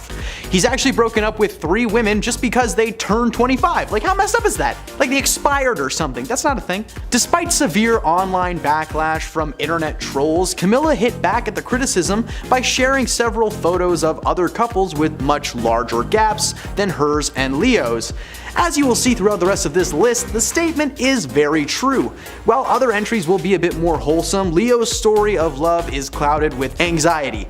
Oddly enough, Camila actually dumped Leo herself before turning 25, claiming that Leo wanted a family and she wanted to focus on her career, but come on, you just wanted to beat Leo to it, didn't you?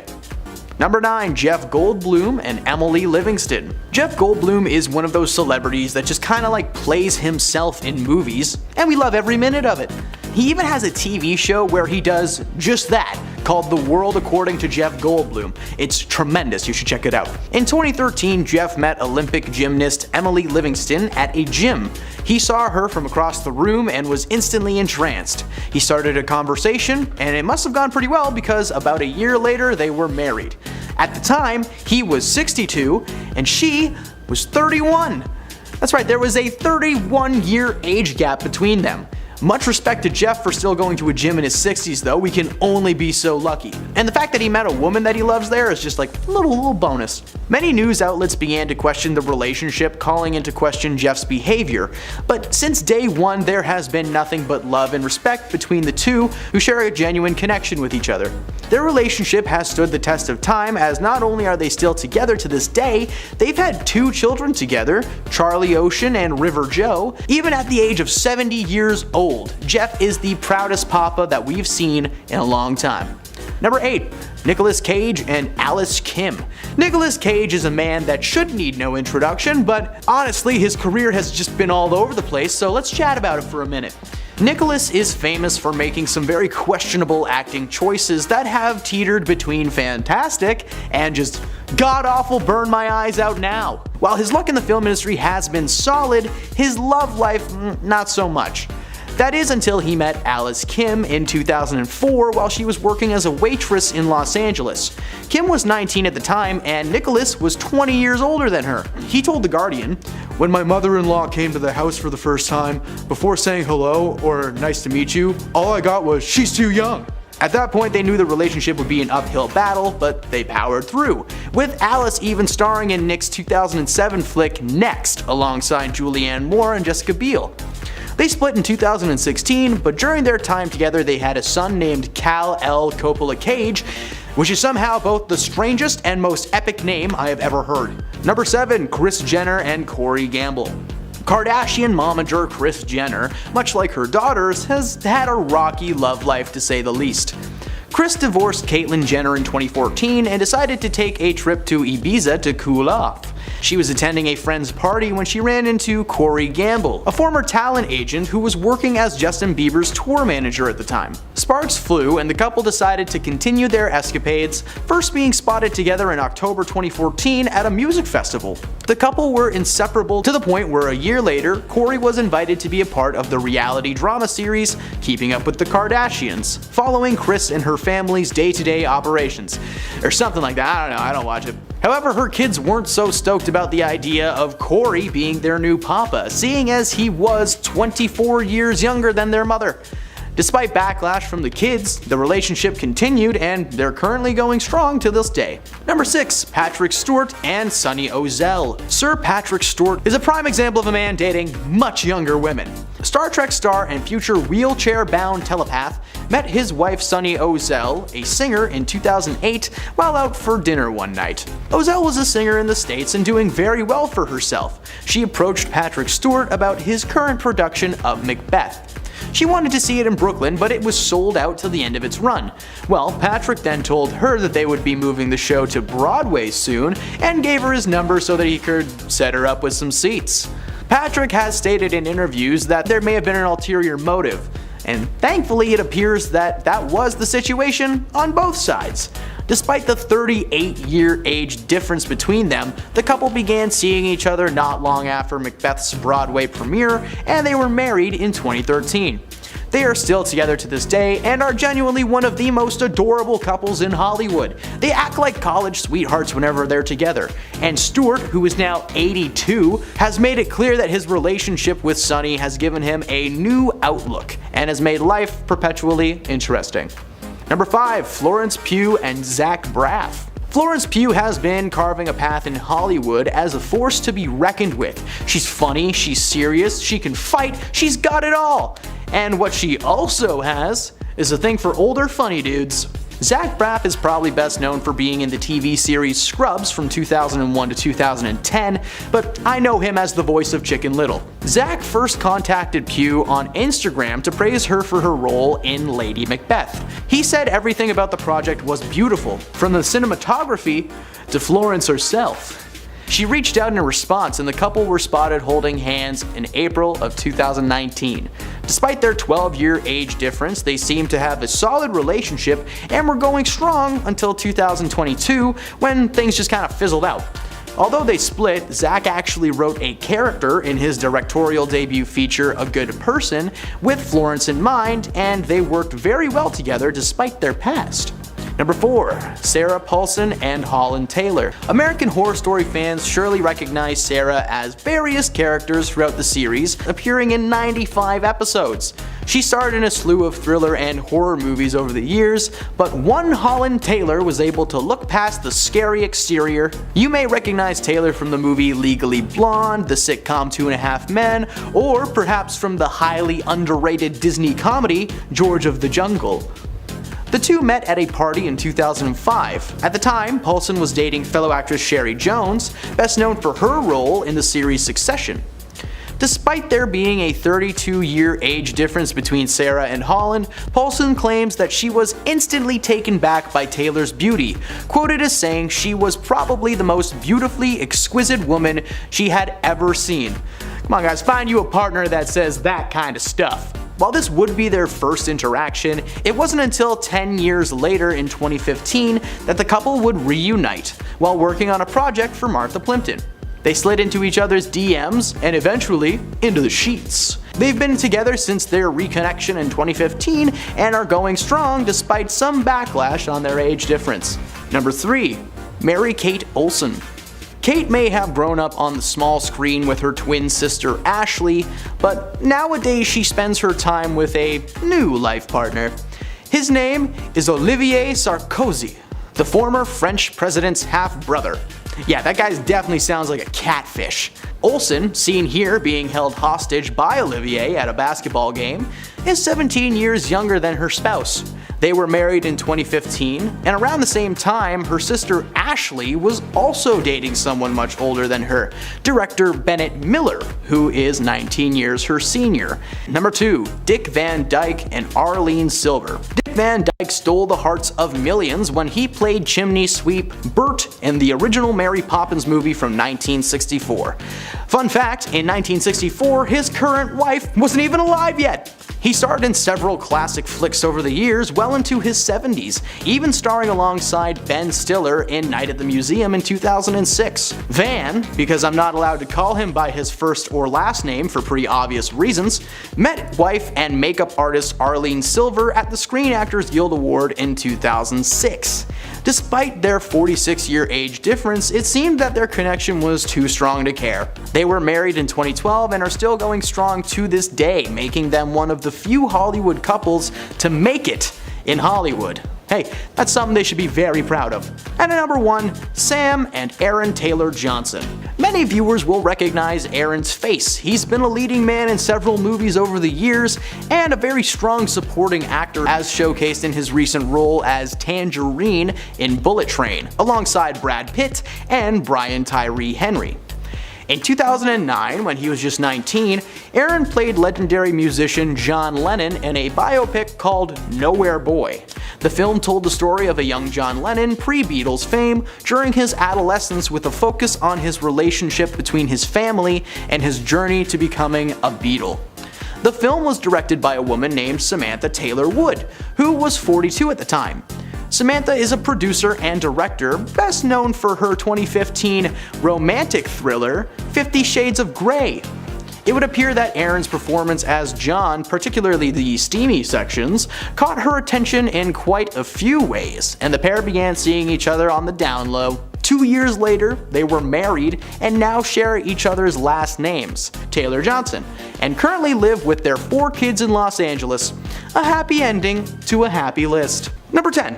Jeff Goldblum and Emily Livingston. Jeff Goldblum is one of those celebrities that just kind of plays himself in movies, and we just love every minute of it. He's even got his own TV show where he kind of just does that, called The World According to Jeff Goldblum. You should really check it out if you haven't. In 2013, Jeff met Olympic gymnast Emily Livingston at a gym. He saw her from across the room and was instantly entranced. He started a conversation that must have gone pretty well, because a year later they were married. At the time, he was 62 and she 31, leaving in a, yeah, that's right, 31-year age gap between them. Much respect to Jeff for still going to the gym in his 60s, though we can all only be so lucky. The fact that he met a woman that he loves is just a little bonus on top. Many news outlets began to question the relationship, calling into question Jeff's behavior, but since day one there has been nothing but love and respect between these two, who share a genuine connection with each other. Their relationship has stood the test of time, as not only are they still together to this day, but they've had 2 children together, Charlie Ocean and River Joe. Even at the age of 70 years old, Jeff is the proudest papa we have seen in a long time. Number 9. Nick Cage and Alice Kim. Nicolas Cage is a man that should need no introduction, but honestly, his career has been all over the place, so let's talk about it for a minute. Nicolas is famous for making some questionable acting choices that have teetered between fantastic and just god-awful. Please get rid of it. While his luck in the film industry has been solid, his love life, not so much. That is until he met Alice Kim in 2004 while she was working as a waitress in Los Angeles. Kim was 19 at the time, and Nick was 20 years older than her. He told The Guardian that, "When my mother-in-law came to the house for the first time, before saying hello or nice to meet you, all I got was, 'She's too young.'" I'm sorry, that was a horrible impression, but I'm not doing my own voice. It's bad for Nick Cage's face. At that point, he knew the relationship would be an uphill battle, but they powered through, with Alice even starring in Nick's 2007 flick Next alongside Julianne Moore and Jessica Biel. They split in 2016, but during their time together they had a son named Cal L. Coppola Cage, which is somehow both the strangest and coolest name I have ever heard. Number 7. Al Pacino and Noor Alfallah. Noor has been making headlines recently after it was announced that she would be bearing Al Pacino's spawn. The 29-year-old film producer was confirmed via Al's publicist that Noor and Al had been in a secret relationship for roughly a year. At some point, we're assuming probably like 9 months prior to a few weeks ago, Noor became pregnant, which Al didn't take all that well. Upon initially hearing the news, Al had just a little bit of a freak out and he briefly broke up with Noor, instead returning to his ex-girlfriend friend Beverly D'Angelo. Despite his little pound and pounce, Al eventually returned to Noor with the intention of raising his newborn baby. This man is 82 years old. He may be a new dad, but it's probably not going to be for very long, right? Like, Al looks more and more disheveled when appearing in paparazzi pics these days, or when he's even alongside anybody, like anyone at all. He just looks so bad. So we're not sure what leads him to believe that he's about to be the dad of the year when he'll be lucky to even make it to dad of the month. Number 6, Kris Jenner and Corey Gamble. Kardashian momager Kris Jenner, much like her daughters, has had a rocky love life to say the least. Kris divorced Caitlyn Jenner in 2014 and decided to take a trip to Ibiza to cool off. While she was attending a friend's party, she ran into Corey Gamble, a former talent agent who was working as Justin Bieber's tour manager at the time. Sparks flew and the couple decided to continue their escapades, first being spotted together in October 2014 at a music festival together. The couple were inseparable to the point where a year later, Corey was invited to be a part of the reality drama series Keeping Up with the Kardashians, following Kris and her family's day-to-day operations. I don't know, it's trash, I just don't watch it. However, her kids weren't so stoked about the idea of Corey being their new papa, seeing he was 24 years younger than their mother. Despite backlash from the kids though, the relationship continued and they're still going strong to this day, so I don't know, good for them. Number 5, Patrick Stewart and Sunny Ozell. Sir Patrick Stewart is a prime example of a man dating a much younger woman. The Star Trek star and future wheelchair-bound telepath met his wife Sunny Ozell, who is a singer, in 2008 while out for dinner one night. Ozell is a singer in the States and was doing very well for herself at the time. She approached Patrick about his current production of Macbeth. She wanted to see it in Brooklyn, but it was sold out until the end of its run. Patrick then told her that they would be moving the show to Broadway soon, and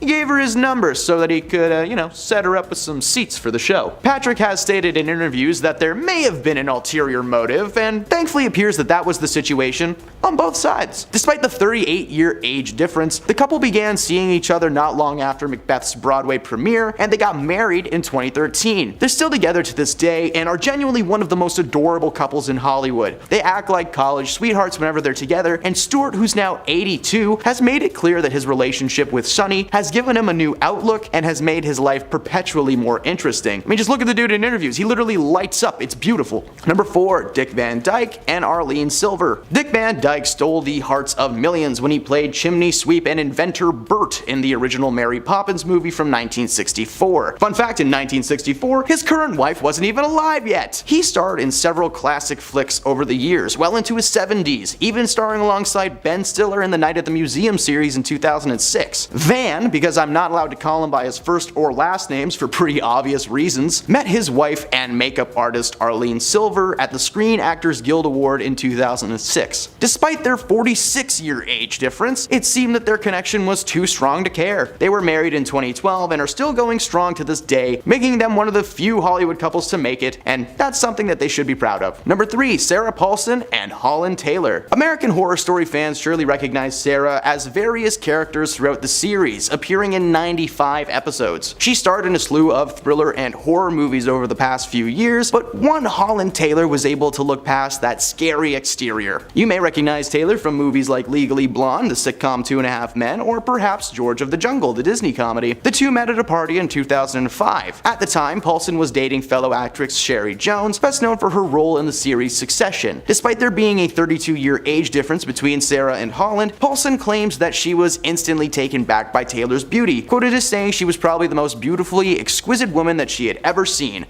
I'm sorry, this is so nice. While this would be their first interaction, it wasn't until 10 years later in 2015 that the couple would reunite while working on a project for Martha Plimpton. They slid into each other's DMs and eventually into the sheets. They've been together since their reconnection in 2015 and are going strong despite some backlash on their age difference. Number 2, Mary-Kate Olsen. Now, Kate may have grown up on the small screen with her twin sister Ashley, but nowadays she spends her time with a new life partner. His name is Olivier Sarkozy, the former French president's half-brother, which sounds completely made up. That dude's probably a catfish. Olsen, who is seen regularly in photos looking like a hostage being held by Olivier, is 17 years younger than her spouse. They were married in 2015, and around the same time, her sister Ashley was also dating someone who was much older than her, the director Bennett Miller, who is 19 years her senior. Mary Kate and Ashley used to travel the world in glamour, and it would appear that along the way they picked up some finely aged Frenchmen and directors. Ooh la la. And at number 1, it's Sam and Aaron Taylor Johnson. Many viewers will recognize Aaron's face. He's been a leading man in several movies over the years and a strong supporting actor, as showcased in his recent role as Tangerine in the movie Bullet Train alongside Brad Pitt and Brian Tyree Henry. In 2009, when he was just 19, Aaron played legendary musician John Lennon in a biopic called Nowhere Boy. The film told the story of a young John Lennon pre-Beatles fame during his adolescence, with a focus on his relationship with his family and his journey to becoming a Beatle. The film was directed by a woman named Samantha Taylor Wood, who was 42 at the time. Samantha is a producer and director, probably best known for her work on the romantic thriller series 50 Shades of Grey. It would appear that Aaron's performances as John, particularly the steamy sections, caught her attention in quite a few ways, and the pair began seeing each other on the down low. 2 years later, they were married and now share each other's last names, Taylor Johnson, and currently live with their 4 kids in Los Angeles, which is a happy ending to a happy list.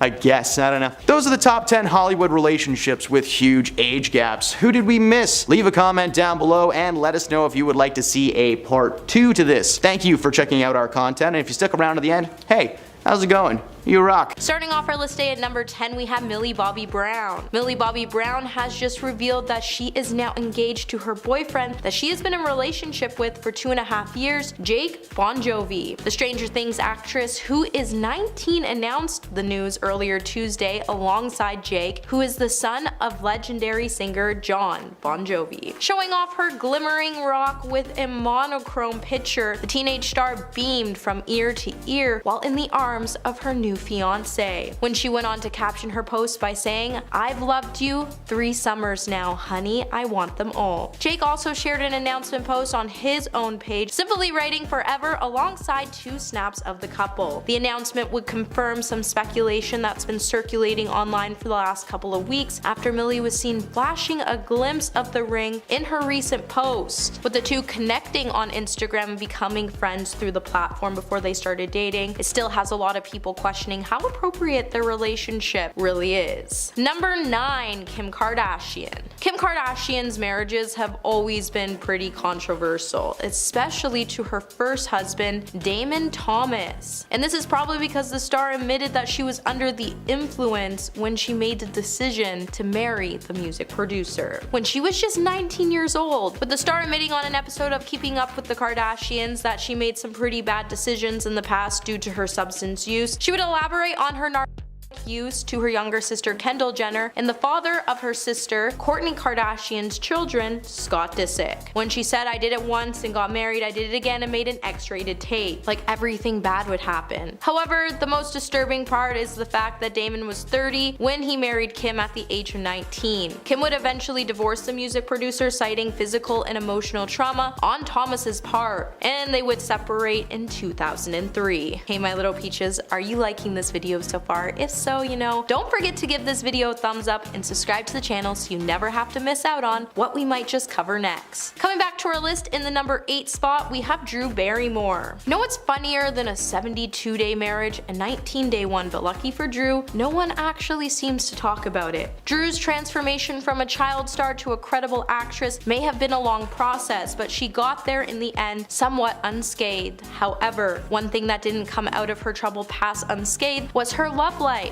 as the actress has been married 3 times in such a short amount of time. With her mother encouraging her at a young age to have a typical celebrity life, attending parties even though she was only 10. She was always accompanying her mother to nightclubs, and by the age of 10 she even turned to alcohol and substances to cope with all of her trauma. By the age of 19, Drew would meet Jerry Thomas, who was 31 years old at the time, after she walked into a bar he owned, with the two separating just 19 days after. Drew would then go on to get married 2 more times, and after both those times Drew would finally vow off dating, until last year when she revealed after 6 years of not dating she was finally dating again. Number 7, Hailey Bieber. So I think we can all agree Hailey and Justin Bieber got married not only way too young, but also way too fast, and that's probably why we see the couple struggling from time to time to cope with the problems that are surrounding their marriage. With Hailey opening up about reflecting on her decision to marry Justin Bieber when she was only 21 years old back in 2021, she would then tell Insider, "I was married when I was 21, 2 months before I turned 22, which is insanely young. Sounds almost ridiculous when you say it out loud. Although I do think for somebody like me and somebody like Justin, it's different. We've seen a lot for our age. We both lived enough life to know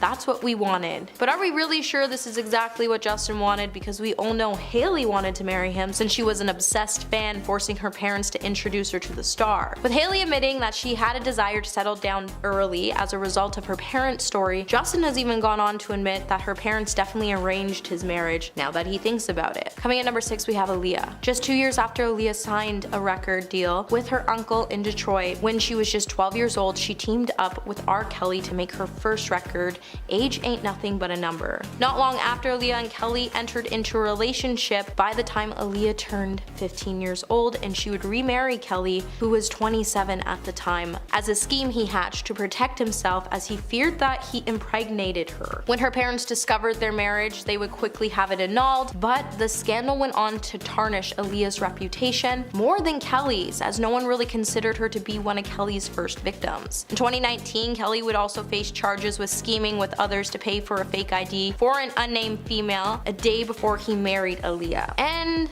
the revised indictment accused Kelly of paying a bribe in exchange for a fraudulent identification for someone identified only as Jane Doe on August 30th, 1994. A day later, Kelly married Aaliyah in a secret ceremony that he arranged in a hotel in Chicago. At the time, the U.S. Attorney's Office declined to comment about whom the ID was meant for, and the indictment didn't mention the wedding, but a person familiar with the investigation would confirm the Jane Doe was Aaliyah. However, that still didn't stop Kelly and his attorneys from maintaining the idea that he was unaware of Aaliyah's age when they were married, and the license he gave her for the wedding said that she was 18. Number 5. Marilyn Monroe. It's clear that Marilyn Monroe lived a really tough life. As many fans of Marilyn know, she did not grow up with her parents, as her mother, Gladys Pearl Baker, was not prepared to raise a child. With her mother later being diagnosed with paranoid schizophrenia, as a result, she had to give Marilyn to a foster family. Marilyn would then go on to be raised in numerous foster homes and orphanages, and eventually she lived in the home of her mother's friend's house, Grace Goddard, and her husband, Erwin Doc Goddard. During high school, however, in 1942, right as Marilyn was turning 16, Doc's job relocated him out of the state, and due to California's protection laws, he wouldn't be able to bring Monroe along with him. This would then force her to go back to the orphanage. As a result, Marilyn would then settle by marrying her neighbor, James Doherty, who was 21 years old, so she could avoid being sent back to the orphanage. Monroe then dropped out of school to become a housewife. James later enlisted in the Marines, and the couple would finally divorce by 1946. And coming in number 4, we have Milla Jovovich. In the early 90s, Milla Jovovich was in a hurry to grow up. The model and actress got her big break in movies in 1993 when she landed a role in a cult comedy classic called Dazed and Confused. Years later, she told the Daily Mail that the flick also marked a big break in her love life because she decided to elope with her co-star and boyfriend Shawn Andrews, who was only 21 years old. With the two getting hitched in Las Vegas when Milla was only 16 years old, the Residence Evil star would later reveal she wasn't even into actors and she just did it to prove a point to her mom and to score a bank card. Later, Milla would even open up about her relationship when she said, "I was a big girl as far as I was concerned, and I wanted to establish myself as an adult, and I was working like one and being treated like one by everyone else. It wasn't about being in love." The pair then went on to get married in secret in 1992, and just 2 months later, according to the director of Dazed and Confused, he would state he believed that the marriage ended after Milla's mother had it annulled. Number 3. Courtney Stodden. Back in 2022, Courtney Stodden would speak out about being married to actor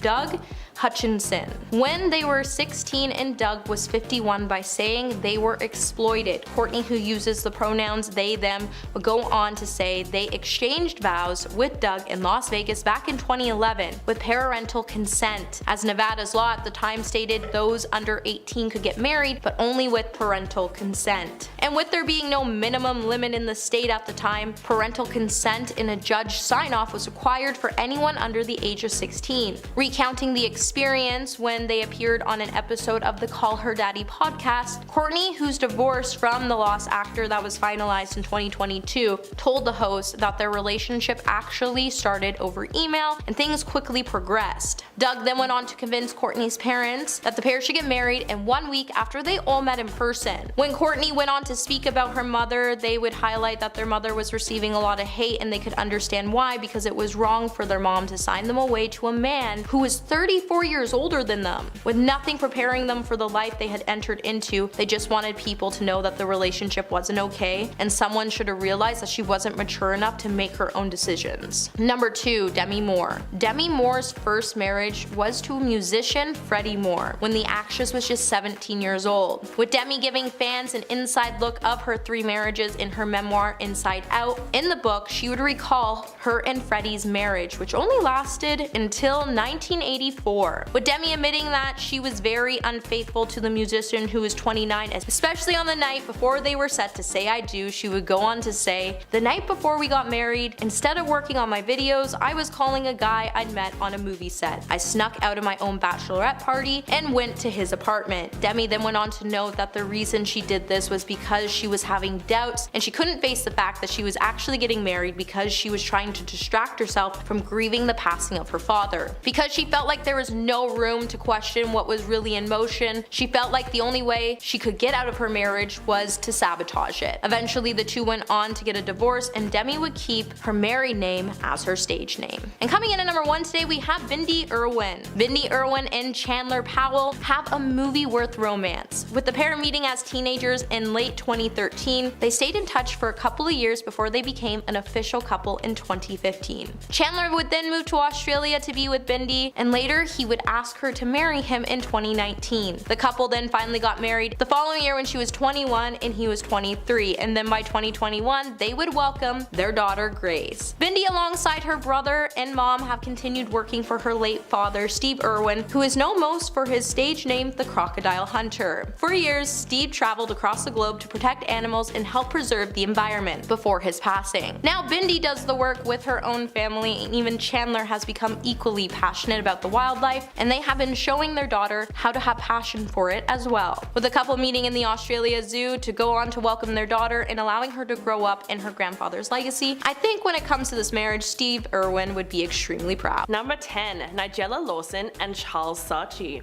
The couple's fight was witnessed by a photographer who stumbled upon celebrity chef Nigella Lawson being choked by none other than her husband, Britain's most high-profile figure, Charles Saatchi.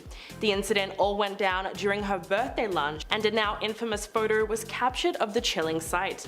The photographer, who only went by the name Jean-Paul, told Vanity Fair in 2013 that when Charles grabbed his wife's throat, quote, "It was so violent, with such force that her head snapped backward." The story hit the tabloids at full speed and actually served to open up a much-needed conversation about domestic violence. Their relationship was obviously far from perfect, but the intense controversy that the incident sparked was enough to tear them apart forever.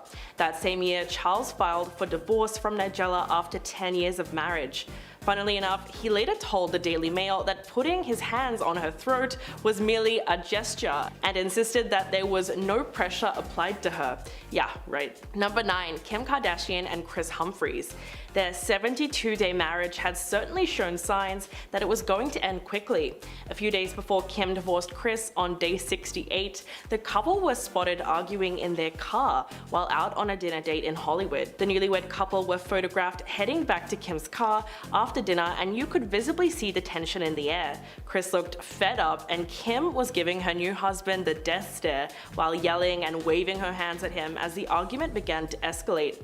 This very public fight was indicative that their relationship was on the rocks, because that same year Kim went on to file for divorce and got the marriage annulled. The Los Angeles Times even reported that Kim had only married him to increase ratings on Keeping Up with the Kardashians. The best part was that Kris asked for a $7 million divorce settlement from his ex-wife. Otherwise, he threatened to make her endure an ugly public trial. But the NBA star ended up walking away with literally nothing. Number 8. Emma Roberts and Evan Peters. The American Horror Story actors first met on the set of Adult World in 2012, and in the short 4 years since then, the two have shared more drama than some of Hollywood's biggest blockbusters. Toxic doesn't even begin to describe their relationship. We're talking about at least 3 breakups and deleting all social media traces of each other. Early on in their relationship, TMZ reported that the two got into a heated argument while staying at a hotel in Montreal that ended up with both stars getting physical. When police arrived, Peters was found with a bloody nose and bite marks on his body, prompting police to take Emma into custody, arresting her for domestic violence. But her then boyfriend decided not to press charges and they were back together a few hours later. What's really bizarre is that a couple of days after the fight, photos were shared online of Emma clinging to Evan while sobbing into his arms after news broke of the fight. Paparazzi were even able to capture the two hugging one another, with Emma looking extremely upset the whole time. The incident was a bit of a grey area, but many have labeled it as straight up domestic violence. Number 7. Stephen Amell and Cassandra Jean Amell. The couple have been married since 2012 and all seemed well in public until it didn't. The star of CW's Arrow and his wife got into an altercation on a Delta flight from Austin to Los Angeles that ended up with the actor having to be forcibly removed from the flight. Stephen was reportedly screaming at Cassandra while they were seated on the plane and appeared to be intoxicated when a flight attendant asked him to calm down multiple times. When the fight escalated to the point of no return, the actor had to be restrained and removed by an air marshal and 3 flight attendants that worked together to get him off the plane. His wife did not go with him and instead chose to remain on the flight. Big surprise there.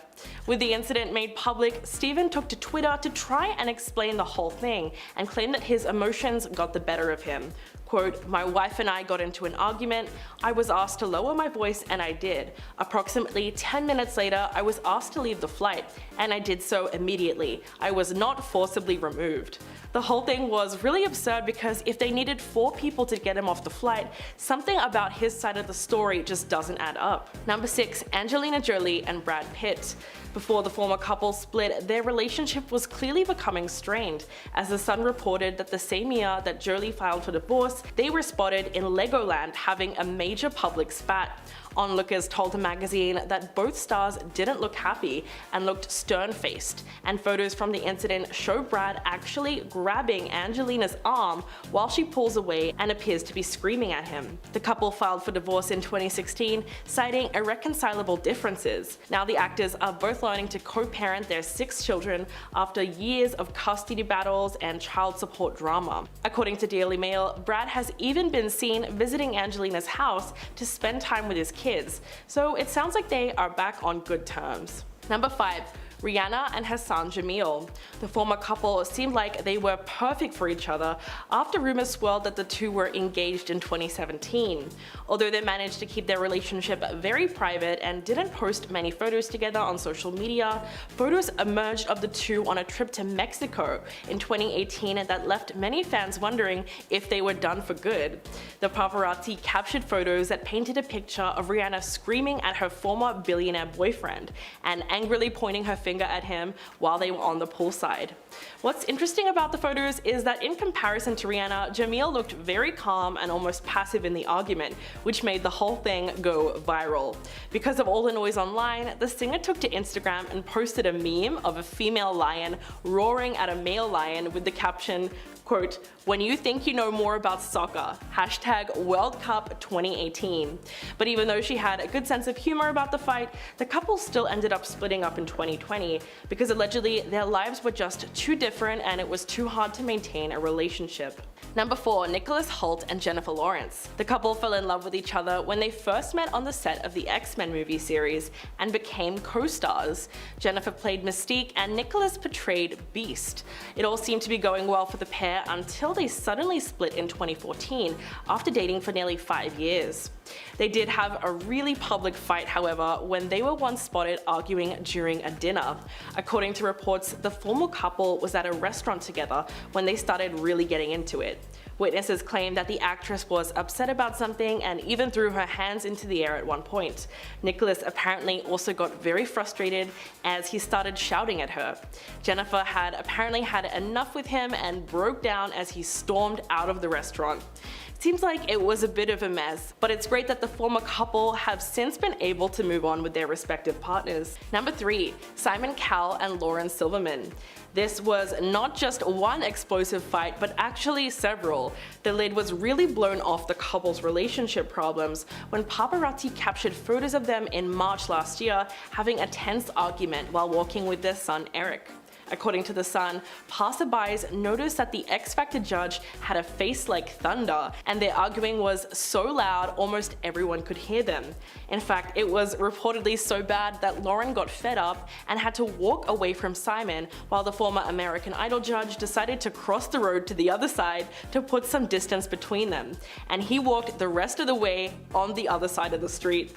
But that wasn't the first time that the pair had a fight in public. In fact, back in 2013, the couple were seen shouting at each other inside a car in New York City. They were even photographed in the middle of an altercation while sitting in the back of an SBU in broad daylight with their windows down. Simon had his hands in the air and Lauren looked like she was crying. I guess it goes to show you that celebrities really are just normal people. Number 2. Beyonce and Jay-Z. Yes, I'm about to talk about the infamous sushi fight. So in 2016, the paparazzi caught the power couple dining at a sushi park restaurant in LA. And from the photos which surfaced online, we can tell that they really got into it. It showed them having anything but a pleasant sushi date. Beyonce was yelling and waving her finger at Jay-Z while he looked like he was glued to his phone the whole time. They say that it's rude to use your phone at dinner, but even worse, he just seems like he wasn't listening to her at all. The truth is, we'll never know what started the public argument, but it wasn't the first intense fight that they've ever been in. This all took place 2 years after the bizarre elevator fight at the 2014 Met Gala between Jay-Z and Beyonce's sister Solange, when she started attacking him by punching and kicking him in an elevator, all while the bodyguards eventually had to restrain her. It was really quite funny because Beyonce was just standing there and watching it all unfold. The three artists did make a joint statement about the incident, which read, quote, "They both have apologized to each other and we have moved forward as a united family." And coming in at number 1, Shia LaBeouf and Mia Goth. The controversial actor Shia LaBeouf has had some seriously messed up allegations brought against him in recent years, but this fight was just so bizarre that it deserves a place on the list. The actor and his former longtime girlfriend Mia Goth, who has recently starred in the horror movie X, got into a heated altercation in Germany in 2015 that was all captured on video. The argument occurred on the streets and got so bad that a few locals had to intervene. Shia was heard shouting, quote, "I don't want to touch a woman, I don't want to hit a woman, but I'm being pushed." He then got into a random person's car and had them drive him to the airport. He later told that same person that if he had stayed there, then he would have taken her life. But they seem to have made up after the fight and even got married in 2016 in Las Vegas, only to split up 2 years later. The relationship was probably a complicated one because in 2020, People magazine reported that the pair was spotted together wearing wedding rings. Hopefully they parted for good because they seem to be extremely toxic together. Number 10, Kirsten Dunst and Garrett Hedlund. This is a great way to start off the list because even though this public fight was embarrassing, it seemed like the couple were able to shrug it off relatively quickly. We're going to talk about the epic couple fight that happened way back in 2012 between actress Kirsten Dunst and her on-the-road co-star Garrett Hedlund, who just recently started dating at the time. Although the actors had plenty in common and things started going well initially, cameras caught the couple having a major argument on their way to a movie theater, which was so intense it looked like it was about more than which movie they were seeing. It looked like something had sparked a pretty big fight as the pair continued to hurl insults at each other on the way. Whatever happened in the car that day, it was probably just a petty argument because they ended up dating for another 4 years. And in 2015, Kirsten said, quote, "We're the same age, we have similar backgrounds, he feels like family to me." But sadly, like most other good things, the relationship came to an end in April of 2016. Number 9. John Mayer and Jessica Simpson. If there's one thing that Hollywood knows by now, it's that John Mayer is a bit of a playboy. His reputation as a womanizer definitely precedes him, so that's why everyone at one point was really surprised to see him with Jessica Simpson. He raised eyebrows when he used the phrase sexual napalm to describe his romance with Simpson, and even compared her to a certain illicit substance that he said he couldn't get enough of. The couple dated for a year, but they broke up several times throughout their relationship. In fact, sources close to the couple told people that things were always on and off between the pair, and they had arguments constantly. Unfortunately, 2006 marked the year that they decided to finally split for good. The couple was on vacation in Mexico when there were photos snapped of them arguing on the balcony of their room. Jessica looked like she was in tears, and it was undoubtedly a breakup. The news of their split came shortly after the photos were released, meaning there's a good chance that the paparazzi actually captured the moment when Jessica and John called things off for good. Number 8. Adrienne Maloof and Sean Stewart. Apart from their almost 20-year age difference, it seemed like there were a myriad of other issues that plagued the brief relationship between Rod Stewart's son, Sean Stewart, and former Real Housewives of Beverly Hills cast member Adrienne Maloof. The couple split up after having a blowout fight on the red carpet. According to eyewitnesses, the duo arrived separately, and Adrienne walked the red carpet with an even younger man, 24-year-old Jacob Bush. TMZ spotted the pair fighting next to the red carpet at the charity event, which definitely marked the end of their on-again, off-again relationship. The argument between them got heated, and Sean could be seen storming off, telling his ex, "I'm done," when her date tried to approach him. Stewart later claimed to Brandi Glanville on her podcast, quote, "I do want to clear up one rumor. She never broke my heart." But when it came time to explain the bizarre public fight, the reality TV star only told Star Magazine, quote, "I have a lot of changes going on in my life. I went through a period of darkness, and I am much happier now than ever. Things are good." Number 7. Bradley Cooper and Irina Shayk. Bradley Cooper and Irina Shayk were one of the power couples in Hollywood. The two dated for nearly 4 years before calling it quits in 2019. However, the two have created many memories which fans fondly remember, even one of them at the famed tennis tournament. Paparazzi caught what looked like a super awkward argument between actor Bradley Cooper and his model girlfriend at the 2016 Wimbledon's men final. In the video footage from that day, Bradley was caught whispering into Irina's ear while she appears to cry and turn her head away from the actor. She appeared to be dabbing tears out of her eyes and then crossed her arms and refused to look at him. In the video, he then went back to watching the tennis, and she just sat in silence beside him. While it's not clear why the two were really fighting or what they could have been possibly fighting about, but that didn't stop people online from speculating wildly the way the internet loves to do. Some even suggested that Bradley and Irina were fighting over his ex-girlfriend Suki Waterhouse. Although it feels like you can almost cut the tension with a knife, TMZ later reported that sources close to the couple claimed Irina was simply battling pollen allergies. Well, it really could have been anything. Number 6. Jennifer Garner and Ben Affleck. The stars were photographed having a very emotional moment inside a car prior to their divorce. Back in 2016, the pair were arguing in their SUV after dropping their 3 children at school when things started to get really heated. Just looking at the picture that has been circulated online, you can tell that Jennifer was getting very frustrated with whatever Ben was saying, and she proceeded to make hand gestures throughout the argument, probably because she felt like she wasn't being heard. At one point, she can actually be seen breaking down in tears inside the vehicle. But this instance wasn't a one-off, and recently it seems like Ben has a lot of explaining to do. The 49-year-old was caught earlier this year puffing on his cigarette fiercely while appearing to be in another fight with Jennifer on the streets of Los Angeles. The exes appeared to be locked in a heated conversation outside her car just hours after it was revealed that Ben and his now fiancée Jennifer Lopez bought bought a $50 million home together. The pair rekindled their relationship in April last year, almost immediately after she ended her engagement with Alex Rodriguez. So the timing is definitely interesting. Number 5. Jessie Nelson and Jake Roche. When the former couple arrived together at the album release party for Little Mix's Get Weird in 2015, they were supposed to be in high spirits for the event. But the evening soon took a turn for the worst, as somehow it ended up with Jessie crying. It was reported that Jessie allegedly had a massive fight with her then fiance before she decided she had had enough and stormed out. A source told the Daily Mirror newspaper that the girls had been having a great night, drinking and even dancing on the tables the whole night until the early hours. But somewhere around the AM, Jessie and Jake had a tiff, and Jake stomped off to a nearby hotel, and Jessie was clearly sobbing and she took a cab home.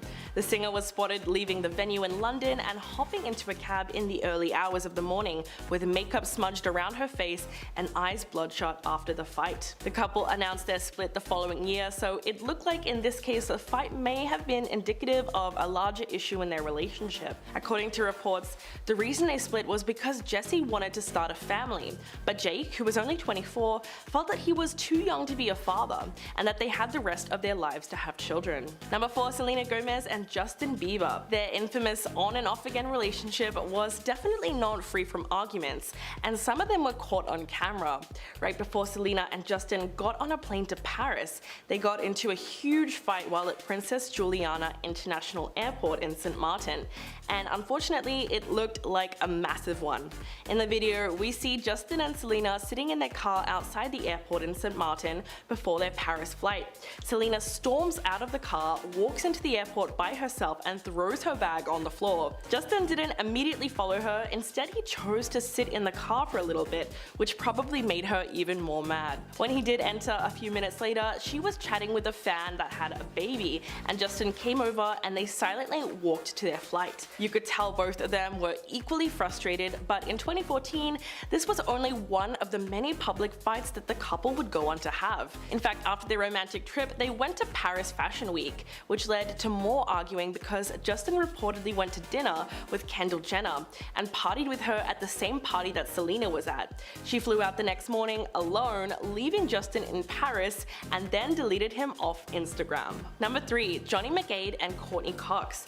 These two are also known for their on-again, off-again relationship, and after getting back together once again after a brief split, the actress and her musician boyfriend were seen arguing outside a West London restaurant and appeared to be exchanging heated words as they dined outside during Courtney's visit to the British capital. In one shot, the former Friends actress can be seen waving her arms and phone in front of Johnny's face, while in another she looks frustrated as she held her head in her hands. Not long after, she gave her then fiance the silent treatment before getting to her feet to leave the restaurant. For some background, the pair have been engaged, unengaged, and living separately for the majority of their relationship, even though they've been together for 7 years. And so this argument really fueled rumors of more relationship problems. The argument was reportedly about the couple planning their nuptials when they started fighting about the finer details, and insiders told reporters that the couple couldn't agree where they would live, as Johnny supposedly wanted to move back to the UK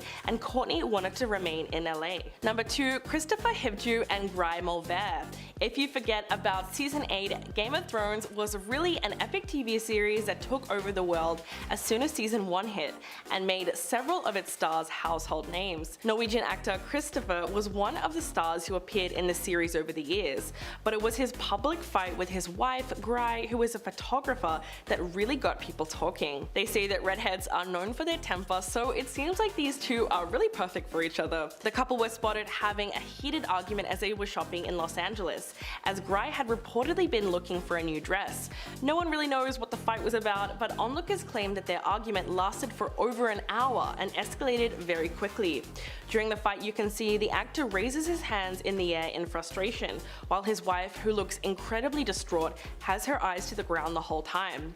The fight continued before they both stormed off. Just goes to show you how celebrities are normal people too. Number 1. Shia LaBeouf and Carolyn Faux. Yes, he is back on the list because the actor has a seriously extensive track record of public spats.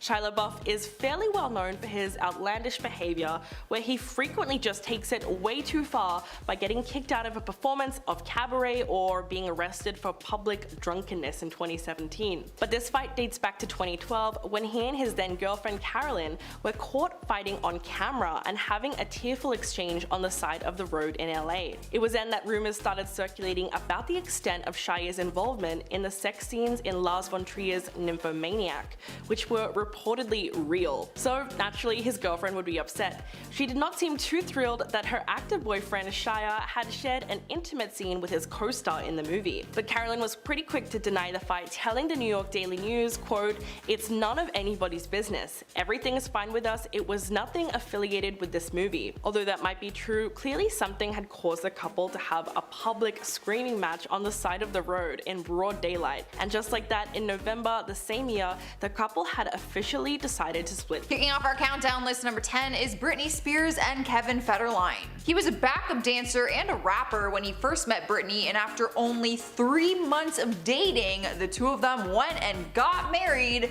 which seemed to do more damage than good to their relationship. Their marriage was not long, it only lasted 2 years, but it was a difficult 2 years for them. Kevin was accused of abandoning his pregnant ex-girlfriend, Shar Jackson, to date the famous and wealthy Britney Spears, who he also had 2 children with during their very short marriage. Their marital problems got so bad that Britney filed for divorce in 2006, citing irreconcilable differences. From there, the two of them had a very vicious battle for custody of their 2 children. Initially, they both filed to have sole legal and physical custody of the kids, but the courts ruled that Kevin should have full custody. On the night of January 3rd in 2008, police were called to her residence as she was refusing to give up her children, who she locked in a room with her. Britney went through a very personal, rough patch in her career, which we all saw, but she did manage to get her life back on track and is able to co-parent in the end. Rolling into number 9 is Khloe Kardashian and Lamar Odom.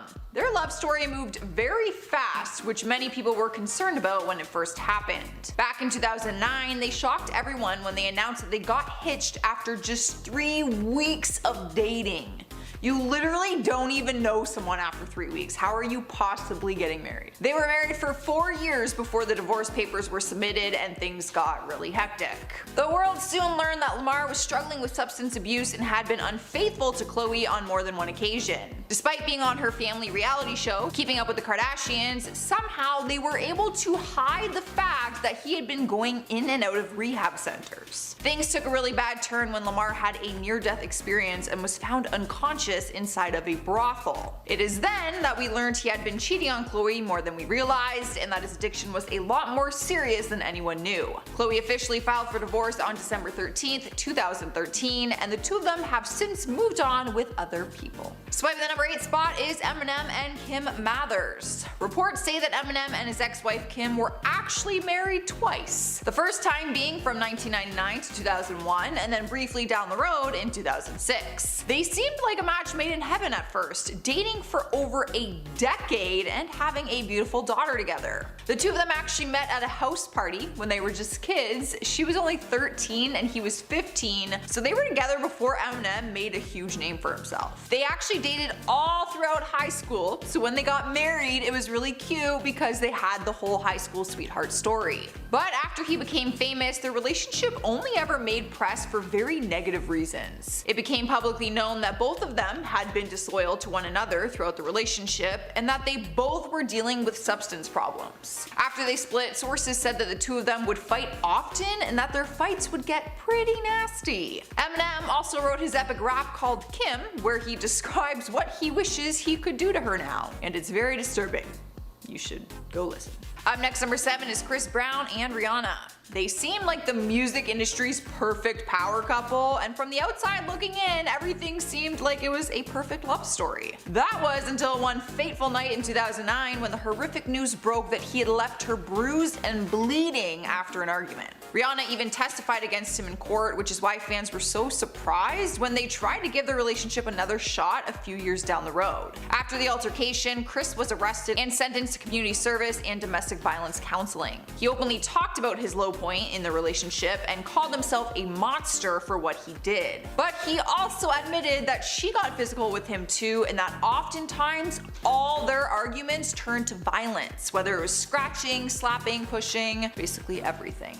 So obviously the relationship was extremely toxic, and it was probably for the best that they went their separate ways. Coming in at number 6 is Rob Kardashian and Blac Chyna. Their relationship wasn't long, but it was probably longer than it should have been. They dated from 2016 to 2017 and even got engaged and had a baby girl together during this time. We got to know them as a couple through their own reality TV series called Rob and Chyna, and anyone who watched it could tell that it was a very toxic relationship. The two of them fought all the time and also had a lot of trust issues with each other. The show only lasted one season, because their relationship only lasted one season. Their breakup was a really nasty one as well. She moved out of their home and Rob went online and started attacking her, even posting some of her nude photos for the world to see. After that, they got into a very nasty custody battle, but they did go their separate ways for good, still co-parenting their daughter Dream. I love to see the co-parenting at least. At least.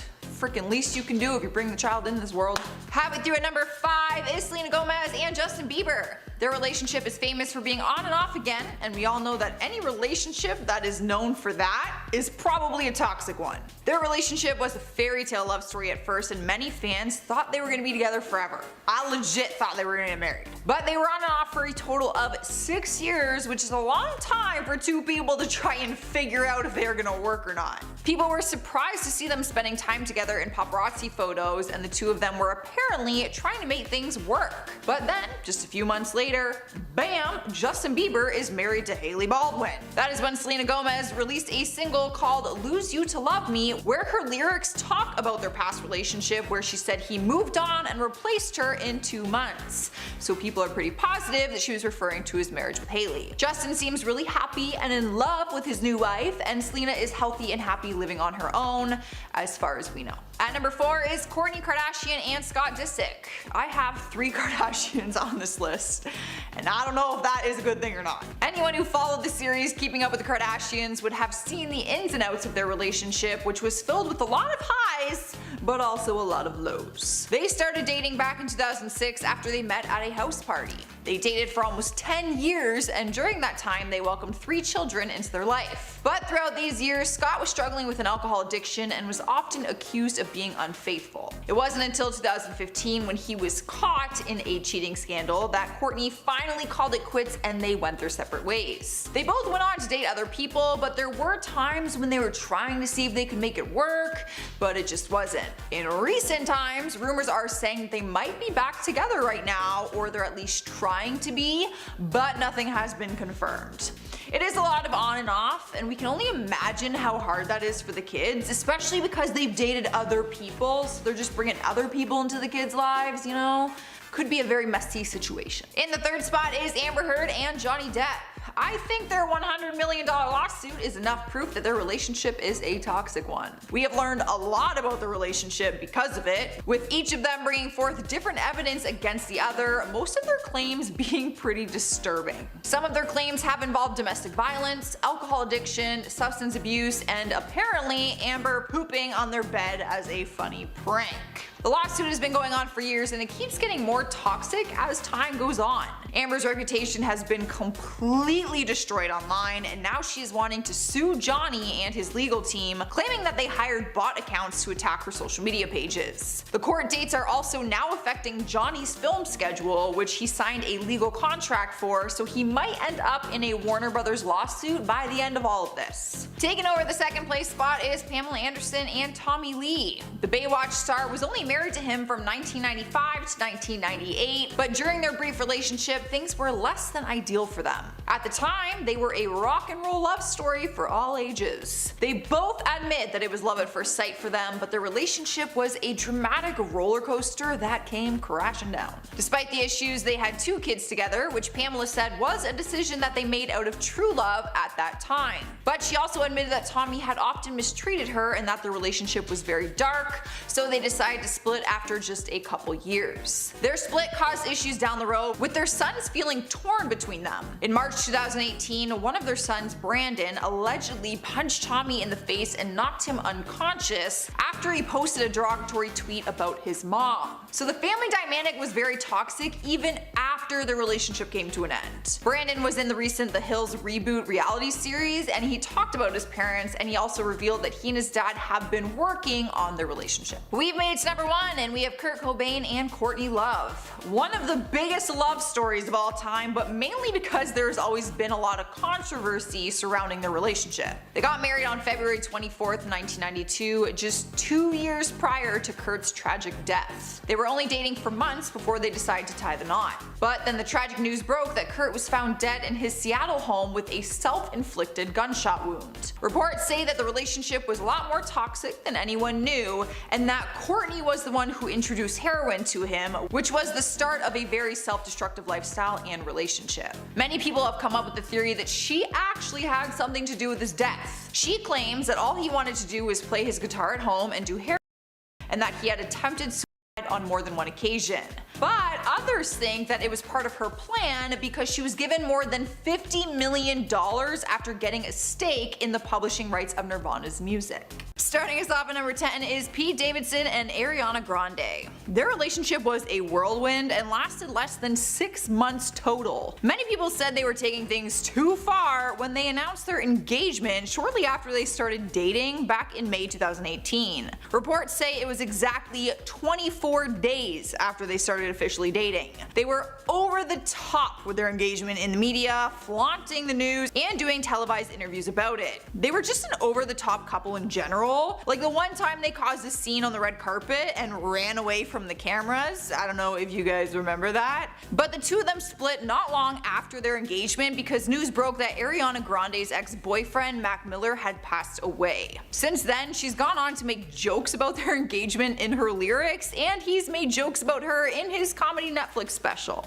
So coming in next, number 9 is Sammy Sweetheart and Ronnie. Anyone who watched Jersey Shore knew how toxic these two were for each other, and their fights were too far pretty much every time. Before entering the Jersey Shore house, Ronnie said he had one rule, and that was to never fall in love at the Jersey Shore. But then he met Sammy and they quickly hooked up and started dating. It took no time at all for them to have a very hot and cold relationship. With a mix of alcohol, the temptation of other people, and 5 other roommates in the house, the two of them were always down each other's throats. Things got so bad that one fight led to Ronnie completely destroying her things and physically breaking her bed, trying to throw it off the top deck, and Sam was on it, like holding on for her life like a spider monkey. Basically all her stuff was completely ruined. And because of their past relationship and how toxic it was, Sammy is the only housemate that has not returned to do the reboot series,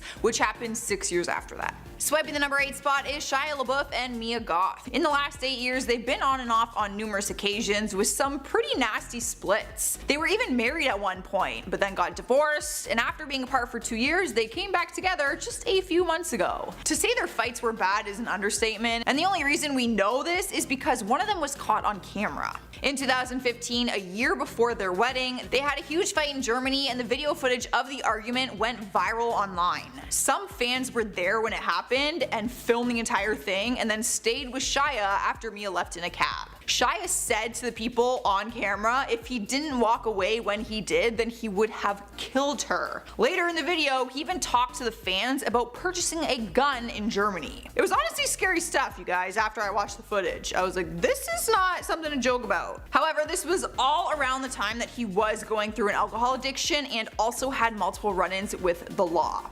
But they are back together, so let's hope that it's different this time around.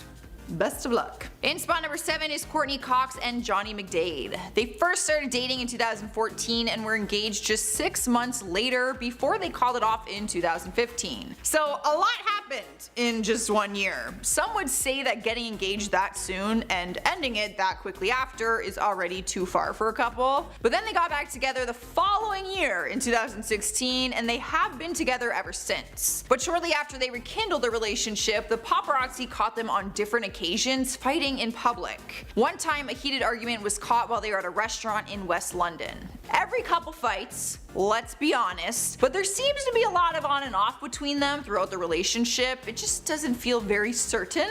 People have also wondered why they haven't gotten re-engaged by now or even married if things are going strong this time, because they've been together for a few years now. 4 years. Again, like after the first thing.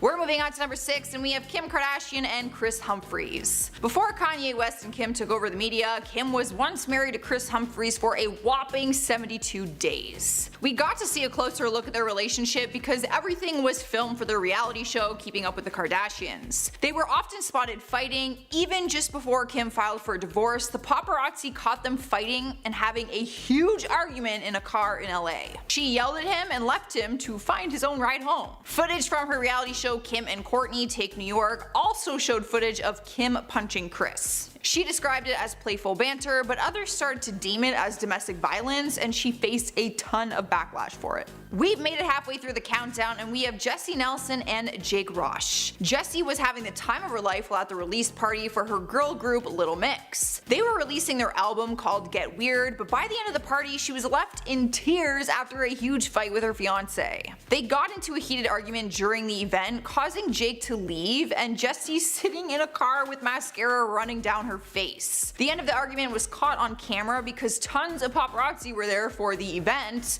and Jessie had a breakdown right in front of them. Turns out that Jake went to a local hotel alone, and she took a cab back to her hotel. But it seemed like they were able to shake it off very quickly because hours into the next morning they posted this affectionate photo on social media. To me, honestly, it just feels like a cover-up. I feel like people post a happy picture after an argument to like confirm like we're okay when they're not. Rolling into number 4 is Selena Gomez and Justin Bieber. It's hard to forget the constant on and off relationship they once had for many years. They started dating when they were young, so we could make more excuses that time around, but then they tried to rekindle the flame in 2012. TMZ reported that they went out on a dinner date and Selena left just 10 minutes in because of something Justin said, and when he tried to go to her house later, apparently she refused to let him in. Then in 2014, they got into a public argument at an airport and she was seen stomping out of a van and throwing her purse on the ground. Justin refused to get out of the car for some time and they went through the airport separately. It's safe to say that it might be for the best that they didn't end up together, even though a lot of fans were really rooting for them. I was. At one point. In the 3rd spot is Beyonce and Jay-Z. They seem to have successfully pulled through a rough patch in their marriage after Jay-Z admitted to cheating on her. But there was a time when people thought they were not gonna make it after pictures were surfacing of them fighting in public during a dinner. But these pictures came right after an infamous elevator fight between Jay-Z and Beyonce's sister, which was all caught on camera. The surveillance footage from an elevator captured her sister physically attacking Jay-Z, and fans thought it was about the cheating scandal that had gone on. The whole thing was really intense, and it actually caused a lot of chaos in the media and in their marriage, I'm sure. Beyonce released her album Lemonade shortly after all of this, which basically confirmed the affair publicly and how they chose to work through it. Sniping number 2 on our list is Emma Roberts and Evan Peters. I never followed this couple much, but everything I did see of them in the media was always bad, so I just knew of them for being very toxic. They were together for a long time. They started dating after they met on set in 2012, and only a year into the relationship, Emma was arrested on domestic battery charges. A fight broke out between them, and it resulted in Evan getting a bloody nose. Camera caught them having a brutal argument at a Comic-Con party in 2014, where Emma was crying and screaming at Evan in the midst of a large group of people. Then,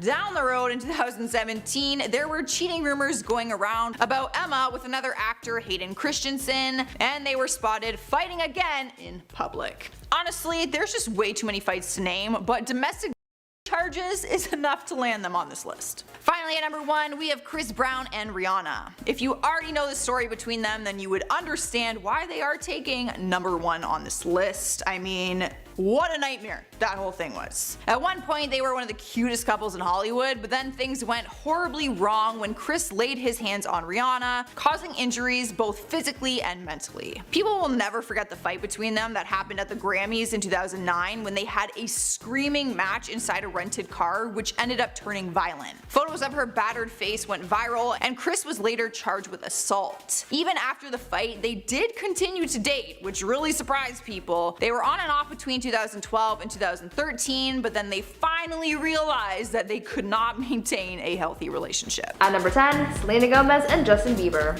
I remember when Selena and Justin were the talk of the town. Everyone was obsessed with their relationship, asking them questions about it, whether they were together on the red carpet or alone on a shopping trip. They started dating in 2011 when they were still teenagers, and from that point they had a rocky time together. They were on and off again for a while before finally ending things for good in 2018 when Hailey Baldwin came along. Already people were aware of how toxic Selena and Justin's relationship was, simply because of how many times they had public breakups and makeups, but in early 2020 Selena came forward to talk more in depth about their relationship and how she experienced mistreatment. Selena said that she was, quote, a victim of certain abuse, saying that what she felt was emotional mistreatment from Justin. She also went on to say that it took her a long time to find strength in her experiences and to shake her, quote, victim mentality. Justin never released a statement in response, but in late 2019 he did open up about his actions in past relationships, saying that he became, quote, resentful and disrespectful to women and angry. We don't know at which point this started happening in their relationship, but it's good to see that they are both doing better since moving on. At number 9, Amber Heard and Johnny Depp. Now, having a list of toxic celebrity relationships, you already know we're going to include Johnny Depp and Amber Heard's tumultuous relationship. A lot was uncovered during their massive court case last year that basically exposed Amber for having hurt Johnny while they were together. We heard stories about Amber severing Johnny's finger with a glass bottle, many of the fights they had, and even recordings of Amber antagonizing and hurting Johnny. There were instances of physical abuse as well as verbal and emotional, showing the world how toxic things really were. We found out about how Amber had been cheating on Johnny and how she allegedly went out of her way to outshine him in their industry, always being ready to make big headlines to overshadow him. When one of the recordings showing Amber admitting to hurting her husband were released, it said that it, quote, exposes that Miss Heard perpetrated serial violence against Mr. Depp. This went on for far too long, showing us that the toxicity ran deep and it made a mess of everything. At number 8, Tina and Ike Turner. Ike and Tina Turner were a powerhouse couple in the eyes of the media as well as fans, but behind the scenes things were very messy and toxic. They first met while Tina was still a teenager, and they soon hit it off and started performing together. Soon their duo catapulted them to stardom, bringing them a lot of success, but because they were so close, things got very toxic. They got married in 1962 and stayed together for the following decade, but Tina was living her life in pain. In her book, Tina wrote about how Ike was an abusive partner, saying, quote, he threw hot coffee in my face, giving me third-degree burns. He used my nose as a punching bag so many times that I could taste blood running down my throat when I sang. He broke my jaw and I couldn't remember what it was like to not have a black eye, end quote. Things got so bad that Tina wanted to end her life, but thankfully she survived her attempt, and she used her survival as fuel to get the strength to leave Ike and this toxic life behind. They eventually went their separate ways, with Tina becoming a bigger star and becoming an advocate, raising awareness about abuse. At number 7, Emma Roberts and Evan Peters. American Horror Story stars Emma Roberts and Evan Peters had a very tumultuous relationship that unfolded in the public eye. Though they both moved on, there was a time when their toxic relationship took over their lives. They started dating in 2012 and they had their share of makeups, breakups, ups and downs until they officially ended things in 2019. Their relationship had its faults. People said that their attitudes towards each other would change a lot, going from having a lovely time together to not speaking to one another for days. Sources also said that while working together on American Horror Story, they would make life on set a living hell. An insider revealed that, quote, as soon as the director yells cut, Emma and Evan are making out. That is, if they're not screaming at each other, end quote. In 2013, they had an abuse scandal after Emma was arrested on domestic charges after the couple got into a heated argument. Though the incident left Evan with a bloody nose, they tried to move past it and carry on with their relationship. They weren't at all a good couple, and it's best that they are no longer together. At number 6, Rob Kardashian and Blac Chyna. One toxic relationship that was broadcast to the world was that between Rob Kardashian and Blac Chyna. Though the relationship was pretty short-lived, things were still messy, toxic, and very public. The two got together in January 2016, and just a few months later in April of that year, they announced their engagement. Fast forward to November of 2016, and they welcomed their daughter Dream into the world. Things ended as quickly as they started, and by February of 2017, they announced that they had split after trying to make things work for the sake of their daughter. During their relationship, they showed fans a glimpse into their lives as part of their reality show Rob and China. During this time, sources said that they fought a lot, and their actions were fueled by anger and revenge, and there were even allegations of domestic violence. This toxicity wasn't just exclusive to their relationship, however, as it also bled into the Kardashian family as well. They've been going head to head in legal battles, and things have just been rocky ever since, showing that sometimes people really aren't meant to be together. At number 5, Angelina Jolie and Brad Pitt. Brangelina used to be one of the hottest celebrity matches in Hollywood. Once upon a time, they were seen as the industry's it couple, having spanned over 10 years and raising many kids together, but their divorce is where things got toxic and messy. When the couple announced they were calling it quits in 2016, a lot of people wondered why, and one of the answers given was because of a dispute that Brad had allegedly had with Angelina about his substance abuse that resulted in Brad getting into an altercation with their oldest son, Maddox. It was alleged that Brad was abusive, and though an investigation cleared him of said allegations, Angie is now saying that she's prepared to show proof that Brad was in fact hurting his family. Recently, Angelina came forward saying that she is willing to offer her children's testimony against Brad as proof, and this could blow the doors off their relationship, giving us more information about how toxic things really were. At number 4, Kim Kardashian and Kanye West. With the recent divorce announcement from Kim Kardashian and Kanye West, we are finding out more about the demise of their marriage. It turns out they felt that their relationship was crumbling towards the end of last year, and the couple decided to seek different living arrangements, spending time apart as a result of, quote, downright toxicity in their marriage. Though they said they wanted to make things work, according to sources, it reached a point where, quote, bickering turned to nasty blow-ups and confrontations, end quote. They didn't want to expose their kids to this kind of negativity, and they took some time apart, but that time apart is looking to be a lot longer now. After Kanye reportedly blew up at Kim, they were never able to patch things up after that, and so they filed for divorce. Before all of this happened, they seemed to have been on good terms as they supported one another through every bump in the road, but in recent months, their support and good conversation turned cold and apparently evolved into them only speaking when necessary and only talking about menial things like what to have for dinner. I'm wishing them all the best in the days to come as they sort out their affairs. At number 3, Eminem and Kim Mathers. When asked about some toxic relationships they know of, a surprising amount of people reference rapper Eminem and his ex-wife Kim Mathers. Eminem, whose real name is Marshall Mathers, met Kim in a youth home in 1988 when they were teenagers. From that point, they stayed by each other's side, even living together at his mother's home. From that point until 1999, the two had a rocky relationship, being on and off again. And in 1995, they had a daughter, and later on, they got married. Their wedding took place on June 14, 1999, just before Marshall's first major tour as his career was taking off. Kim said that this tour took the greatest toll on their marriage, saying, quote, when Marshall's tour first started is when his ego went poof. Like he was a god. That's what he thought. I was just told that I should be grateful that he still talks to me. You know how many women throw themselves at him, and I pretty much felt like a piece of crap, end quote. From then, their marriage went downhill as they were met with cheating scandals and mental health struggles. Eventually, they got a divorce in 2000, remarried in 2006, then divorced again, this time ending things for good. They're reportedly still friends, but being in a romantic relationship just was too toxic for them. At number 2, Mel Gibson and Oksana Grigorieva. Mel Gibson is probably one of the most hated people in Hollywood. I think it's safe to make that assumption after all the scandals he's been in surrounding his hate for so many people. Mel has been in a toxic relationship before, and many of us are aware of the horrible ways he's treated people, especially his former partner, Oksana Grigorieva. The two had a very messy breakup in 2010, and at this time, an audio recording came out that showed Mel yelling at Oksana and saying horrible things to her about her body because he was mad that she allegedly lied to him about having breast implants. In the recording, Mel was heard saying horrible things about how he hated the way she looked, claiming she looked provocative and inappropriate, and even saying that if she were to be taken advantage of, it would be her fault for looking the way she did. This was a nasty, swear word-ridden rant that honestly no one deserves to hear. If this recording didn't paint enough of a toxic picture, then I don't know what would. And finally, at number 1, Mike Tyson and Robin Givens. Back in the late 80s, Mike Tyson was dating model Robin Givens. Shortly after they started dating, Robin announced that she was pregnant with Mike's child, and so he married her to, quote, do the right thing. Mike had given Robin and her mother $15 million in order to get themselves settled in a nice house, and it seemed like Mike took care of them. But after a few months passed, Mike noticed that Robin's pregnancy wasn't progressing, and that's when she told him that she actually had lost a baby months prior and just didn't tell him. He was hurt by this discovery but still stayed by her side. It wasn't until their famous Barbara Walters interview came out that things really cracked for the couple and things got toxic.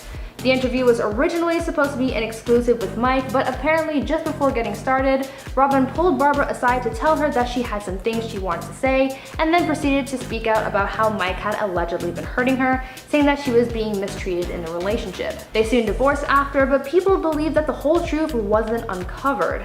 Sources say that Robin was manipulating Mike and that things had been toxic because of her, but Mike just let it happen. It's confusing and messy, but I'd like to hear your thoughts on it. At number 10, Chris Brown and Rihanna. One of the most toxic relationships out there was that between Chris Brown and Rihanna. No one is quick to forget that incident that happened after the pre-Grammys party in 2009. Though they were seen as the industry's it couple, things were far from perfect and were clearly very negative and toxic. On the night before the Grammy Awards, Chris and Rihanna got into a serious physical altercation which left Rihanna hospitalized from her injuries. Chris was labeled as a monster for what he did that night.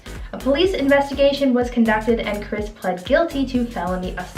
As a result, he was sentenced to 5 years probation and 6 months community service. A lot of people believe that he should have been given a harsher sentence because of how severely he hurt his girlfriend, but what do you guys think? Did he deserve more punishment or did he get what he deserved? At number 9, Mariah Carey and James Packer. Apparently, Mariah Carey is a horrible person. In the past, we've heard stories from people who've worked with the singer saying how she is so mean behind the scenes, but apparently the same goes in her romantic relationships as well. Yeah, maybe all she wants for Christmas is you, but at what cost?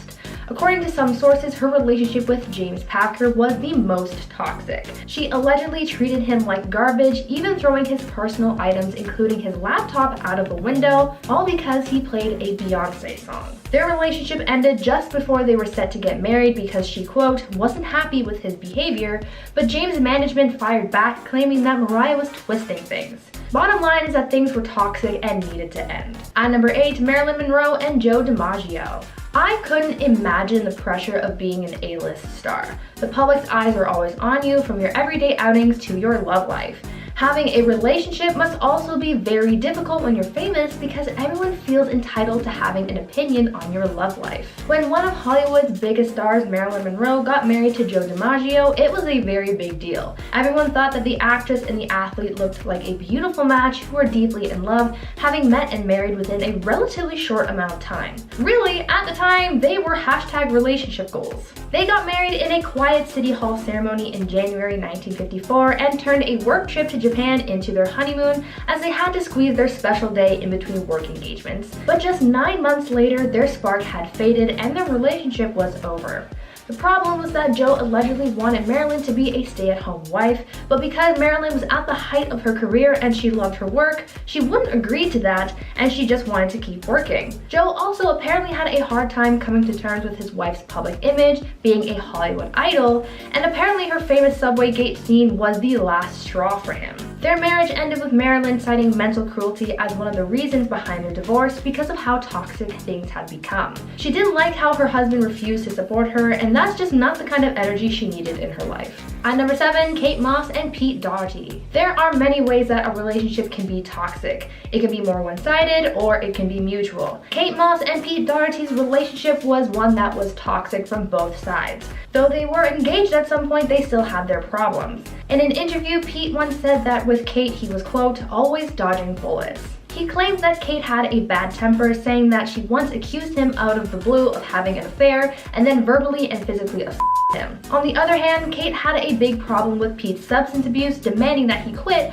but also taunting him with substances of her own. They were an on and off again couple who really just weren't good for each other. They kept going back to each other until around 2007, where they decided to stay apart for good.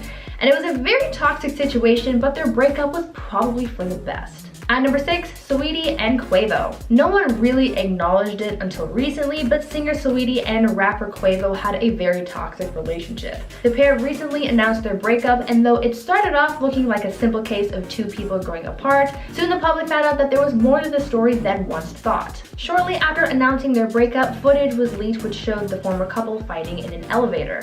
The footage showed the two of them in a physical altercation, showing Saweetie trying to strike Quavo, a suitcase being thrown, Quavo falling on top of his girlfriend, and ending with Saweetie limping away. Though this footage was from a year ago, it gave people a different perspective on how their relationship was at the time. Their problems were only just now publicized and sort of exposed the two of them for being toxic. Both Saweetie and Quavo have said that they've moved on from this incident, and Quavo issued a statement assuring that he's never abused his girlfriend. Their breakup has caused some drama within Quavo's family, making this a very toxic situation. At number 5, Luann and Tom D'Agostino. Nothing says toxic like reality TV. Everything on those shows are incredibly toxic, so to have one feature a toxic relationship wouldn't really be much of a surprise. Real Housewives of New York cast members Luann and Tom D'Agostino were once a couple whose poor relationship was broadcast to the world. Apparently, everyone in the cast knew about how toxic things were, and some of them actually warned Luann about Tom, saying that he was untrustworthy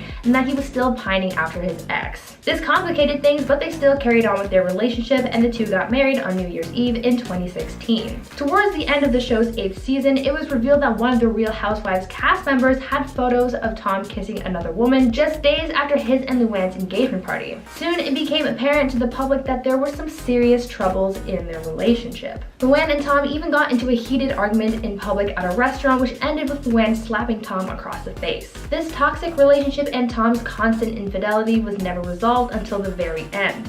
They were only married for 7 months, and those were probably some of the most toxic 7 months of their lives. At number 4, Axl Rose and Erin Everly. Moving on to a toxic relationship from the rock world, we have the tumultuous relationship of Axl Rose and Erin Everly. Their relationship was very publicized and is one that is certainly ingrained in the rock world. The two met at a party in 1986 while Axl, the frontman for Guns N' Roses, was still an up-and-coming musician, and the two formed an instant connection. Erin quickly became one of the most important people in Axl's life, becoming the inspiration for the song Sweet Child of Mine. Despite being a beloved and good-looking match on the outside, they actually had a very toxic relationship, but that didn't stop them from getting married in 1990 in a Las Vegas ceremony. The toxicity started even before they were married because, according to Erin, Axl allegedly threatened to harm himself if she didn't marry him, so already things were off to a pretty rocky start. Their marriage didn't really last very long, as it was annulled in 1991, just 9 months after getting married. Fast forward to 1994, and Erin filed a civil suit against Axl where she alleged that she had been a victim of citing Axl as her attacker. Things have been messy since their split, as Erin has auctioned off memorabilia that she had kept from her days with Axl and the band, looking to rid herself of any trace of her old ties with them, showing us that things really were quite toxic back then. At number 3, Elizabeth Taylor and Conrad Hilton. Elizabeth Taylor was one of Hollywood's most memorable icons. Though she was incredibly successful in her professional life, her love life was not. Because she was married 8 times, she had some regrettable relationships, and some of them caused scandals, but others were just downright toxic. One of her shortest and most toxic marriages was to hotel heir Conrad Hilton. The pair were only married for 205 days before getting their marriage annulled after feeling neglected and abused by her new husband. This was her first marriage, as she was only 18 at the time of her wedding, but shortly after they tied the knot, Liz started to notice how indifferent Conrad was to her, recalling how she would feel hurt by the abusive language her husband was using towards her. During their honeymoon, the two also reportedly fought a lot and spent more time apart than they did together. So things were off to a rough start from the very beginning. Eventually, Liz saw that nothing was going to change with Conrad, and so she made the steps towards ending their marriage. Liz ended up winning her divorce on the grounds of mental cruelty. She also refused alimony and took back her maiden name. Essentially, she erased any connection she had to Conrad, almost pretending like it never happened. She later told news sources that her idea of marriage was naive, and so she regretted her decision to marry him in the first place. At number 2, Jennifer Lopez and Ojani Noah. Jennifer Lopez has been in her fair share of high-profile relationships. She's even been married 3 times. Now, although those marriages didn't really work out, they ended on okay-ish terms, except for her marriage to Ojani Noah, because that ish was just toxic. Their marriage lasted less than a year, but their relationship after their divorce was where things got super toxic. Ojani was seemingly only in the relationship to reap the benefits of being with a celebrity. He spent the time that they were together documenting much of his life with her, as well as her habits behind the scenes, preparing them for his own tea spill, if you will. This relationship was doomed from the start, but J-Lo just didn't see that until it was too late. I mean, you would think that your partner isn't trying to use you for money and clout, so why would you really be expecting that? After their divorce, Noah tried leaking intimate photos and videos of the couple on their honeymoon, and he even had plans to release a tell-all book about the singer. It was almost like he was a behind-the-scenes paparazzi. J-Lo actually ended up suing Ojani in 2009 for $10 million, citing that the videos he released, as well as the book and movie deals, violated an agreement that they had which prohibited him from exposing the singer's life. That is some very toxic behavior. Using someone for your own personal gain is never a good thing. Finally, at number 1, Evan Rachel Wood and Marilyn Manson. Recently, actress Evan Rachel Wood came forward about her extremely toxic relationship with singer Marilyn Manson, as she cited years of manipulation, brainwashing, and pain, outing the singer as her abuser. She opened up about some of the things that she endured and witnessed, like starvation, sleep deprivation, threats, invasion of privacy, as well as anti-Semitism and racism. Sometimes this toxicity would bleed into other people's lives, as Wood alleged that Manson made threats against her loved ones as well. Manson's toxicity was apparent even after their relationship ended, as he said in an interview shortly after their relationship ended that he tried calling Evan while harming himself and then blamed her for his actions, saying, quote, "I wanted to show her the pain she put me through. It was like, I want you to physically see what you've done." Like, that is very disgusting behavior, and it hurts my soul to know that anyone has ever experienced this kind of behavior. From enduring verbal and physical violence, Evan has now spoken out about her experiences, and Manson has lost everything. As a result of the allegations against him, he was dropped by his music label and agent and is under investigation by the LA Sheriff's Department. The actress also condemned the music industry and his label for covering up the many instances of abuse, saying that they were aware of the circumstances behind the scenes. Evan also isn't the only person to come forward with similar allegations. Now the fight for justice is on, and we are hoping for the best for Evan, as well as everyone who bravely came forward and those still healing from the trauma. At number 10, Justin Timberlake and Britney Spears. Justin Timberlake was exposed this year after the truth came out about his toxic relationship and breakup with Britney Spears back in the early 2000s. The Framing Britney Spears documentary that was released recently looks into the way the pop star was shown in the media, from paparazzi to interviews, and it dives deep into how this stardom affected her. A big part of the documentary explores Justin Timberlake's role in the media's mistreatment of Britney. After their relationship ended, Justin made Britney look like a villain in the relationship, accusing her of cheating and essentially weaponizing their breakup to boost his career. The media then went on a frenzy, blaming and shaming her when she really didn't deserve it. People's eyes were opened into just how toxic their relationship and subsequent breakup was, and a lot of sympathy has been given towards Britney as the truth has finally come out about the whole thing. For a long time, people saw the pop star as the villain, but now we've learned that she was really just a victim of a toxic relationship. At number 9, Ariel Winter. Modern Family star Ariel Winter has had a toxic relationship with her family, and things were so toxic, in fact, that she was emancipated from them. Her family drama was outed as the court hearing for her emancipation trial went public back in 2012, and it showed the public how she was treated, specifically by her mother. It was alleged that Ariel's mom interfered with her daughter's work because of her, quote, harassment and interference. There were reports of her mom not feeding Ariel and dressing her in a way that was inappropriate for someone her age. It was also reported that Ariel's mom had repeatedly laid hands on her child as well. There were a number of testimonies that painted a toxic image of Ariel's family, and she was eventually granted emancipation after a 3-year battle. Some of the most heartbreaking toxic relationships are those between family, because they're the ones who are supposed to love you the most, but they can also hurt you the most. At number 8, Chad Johnson and Evelyn Lozada. Chad Johnson, also known as Chad Ochocinco, and ex-wife Evelyn Lozada were only married for 2 months, but so much toxic drama happened in that short amount of time to permanently damage their relationship. Their relationship had been intense for a long time, but it wasn't until after they got married that the world learned just how toxic it was. After dating for less than a year, the two got married in the 4th of July ceremony in 2012, but just 2 months later, there came an incident that shattered their relationship. Evelyn recalled finding a receipt in Chad's car for items that prompted the idea that Chad was cheating. The two fought, and it all ended with Chad seriously injuring his wife. Chad was later arrested for battery and domestic violence, and they divorced shortly after the incident. Evelyn did an interview after the ordeal where she opened up about her feelings on the situation. You know, I knew that he was lying, and I told him, I never forget telling him, I said, I'm not sticking by you through this. I don't care if my marriage is the laughing stock.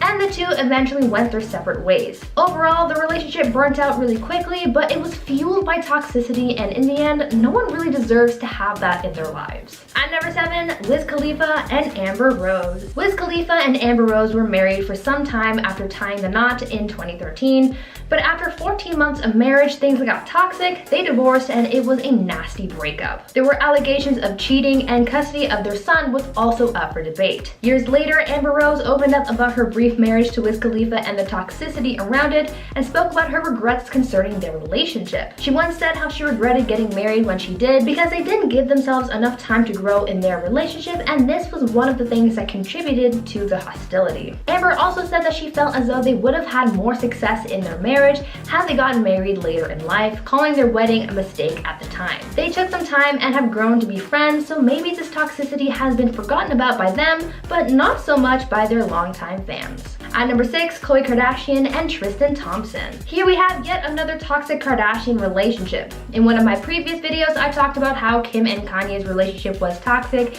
but here's another one that contained a bombshell cheating scandal. Khloe Kardashian and Tristan Thompson have had a very difficult relationship. Things were apparently toxic from the very beginning, since it was believed that Tristan was cheating on his ex with Khloe when they first got together, so the infidelity in their relationship was apparent from the get-go. Things were going pretty okay for a while, with Khloe even getting pregnant with Tristan's baby, but in April 2018, just shortly after their daughter True was born, photos of Tristan appearing to cheat were leaked, and TMZ even leaked footage from 2017 showing Tristan kissing women at a club. This was a huge deal, especially as this all came out around the birth of their daughter, but what surprised a lot of people is how quickly Khloe got over it. Things mostly died down after a few weeks, but later in 2019, more cheating allegations came out, detailing how he had been cheating on Khloe again, this time with their longtime family friend Jordan Woods. This was supposedly the nail in their relationship's coffin, but now in 2021, there have been reports saying Khloe and Tristan are back together, and that Khloe has mostly gotten over his infidelity.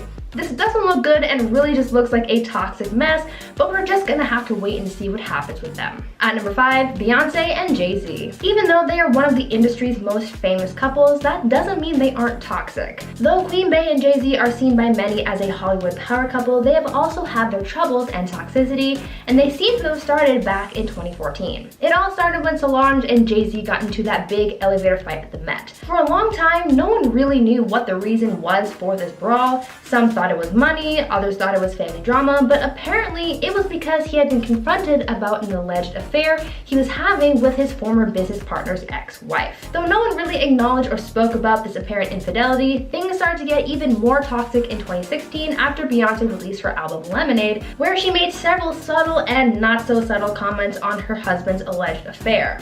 Of course, instead of talking about it in private, Jay-Z instead released his own album in response, where he apologized to his wife for his infidelity and addressed some of the issues in their relationship. After all of this music drama, the two of them were able to work through their differences and have sought out couples therapy to rebuild their bond. No one knows if this scandal still hangs over their head and if that toxicity is still there, but at least they're trying to work through it civilly. At number 4, Tana Mongeau and Cole Kerrigan. Social media feuds can often bring out the most toxic relationships. Even though they have reportedly been friends for some time, influencers Tana Mongeau and Cole Kerrigan have been caught in a feud after Cole alleged that Tana hacked his social media accounts and tried to sue him for $100,000. Cole called Tana out after sharing a screenshot of a cease and desist text that he was allegedly sent by Tana's lawyer. The text he received essentially warned Cole that he was in violation of a contract that he had signed with Tana and that a breach of contract would subject him to pay $100,000. The contract in question, a non-disclosure agreement, is one that Tana allegedly has her circle of friends sign each year,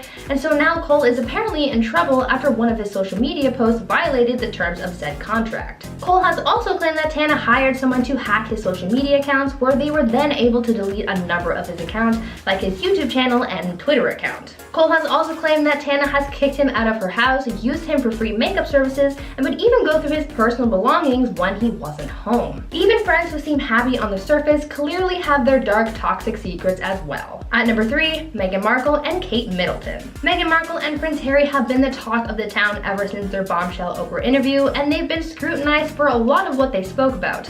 One of the biggest things that people have taken away from their interview was their toxic relationship with the royal family. According to sources, one of the most strained relationships is that between Meghan Markle and Kate Middleton. Meghan and Kate have reportedly been on poor terms for quite a long time, with some sources saying that they haven't spoken to each other in over a year. A lot of people say that things are toxic between the two of them, and this narrative was heightened because of the interview.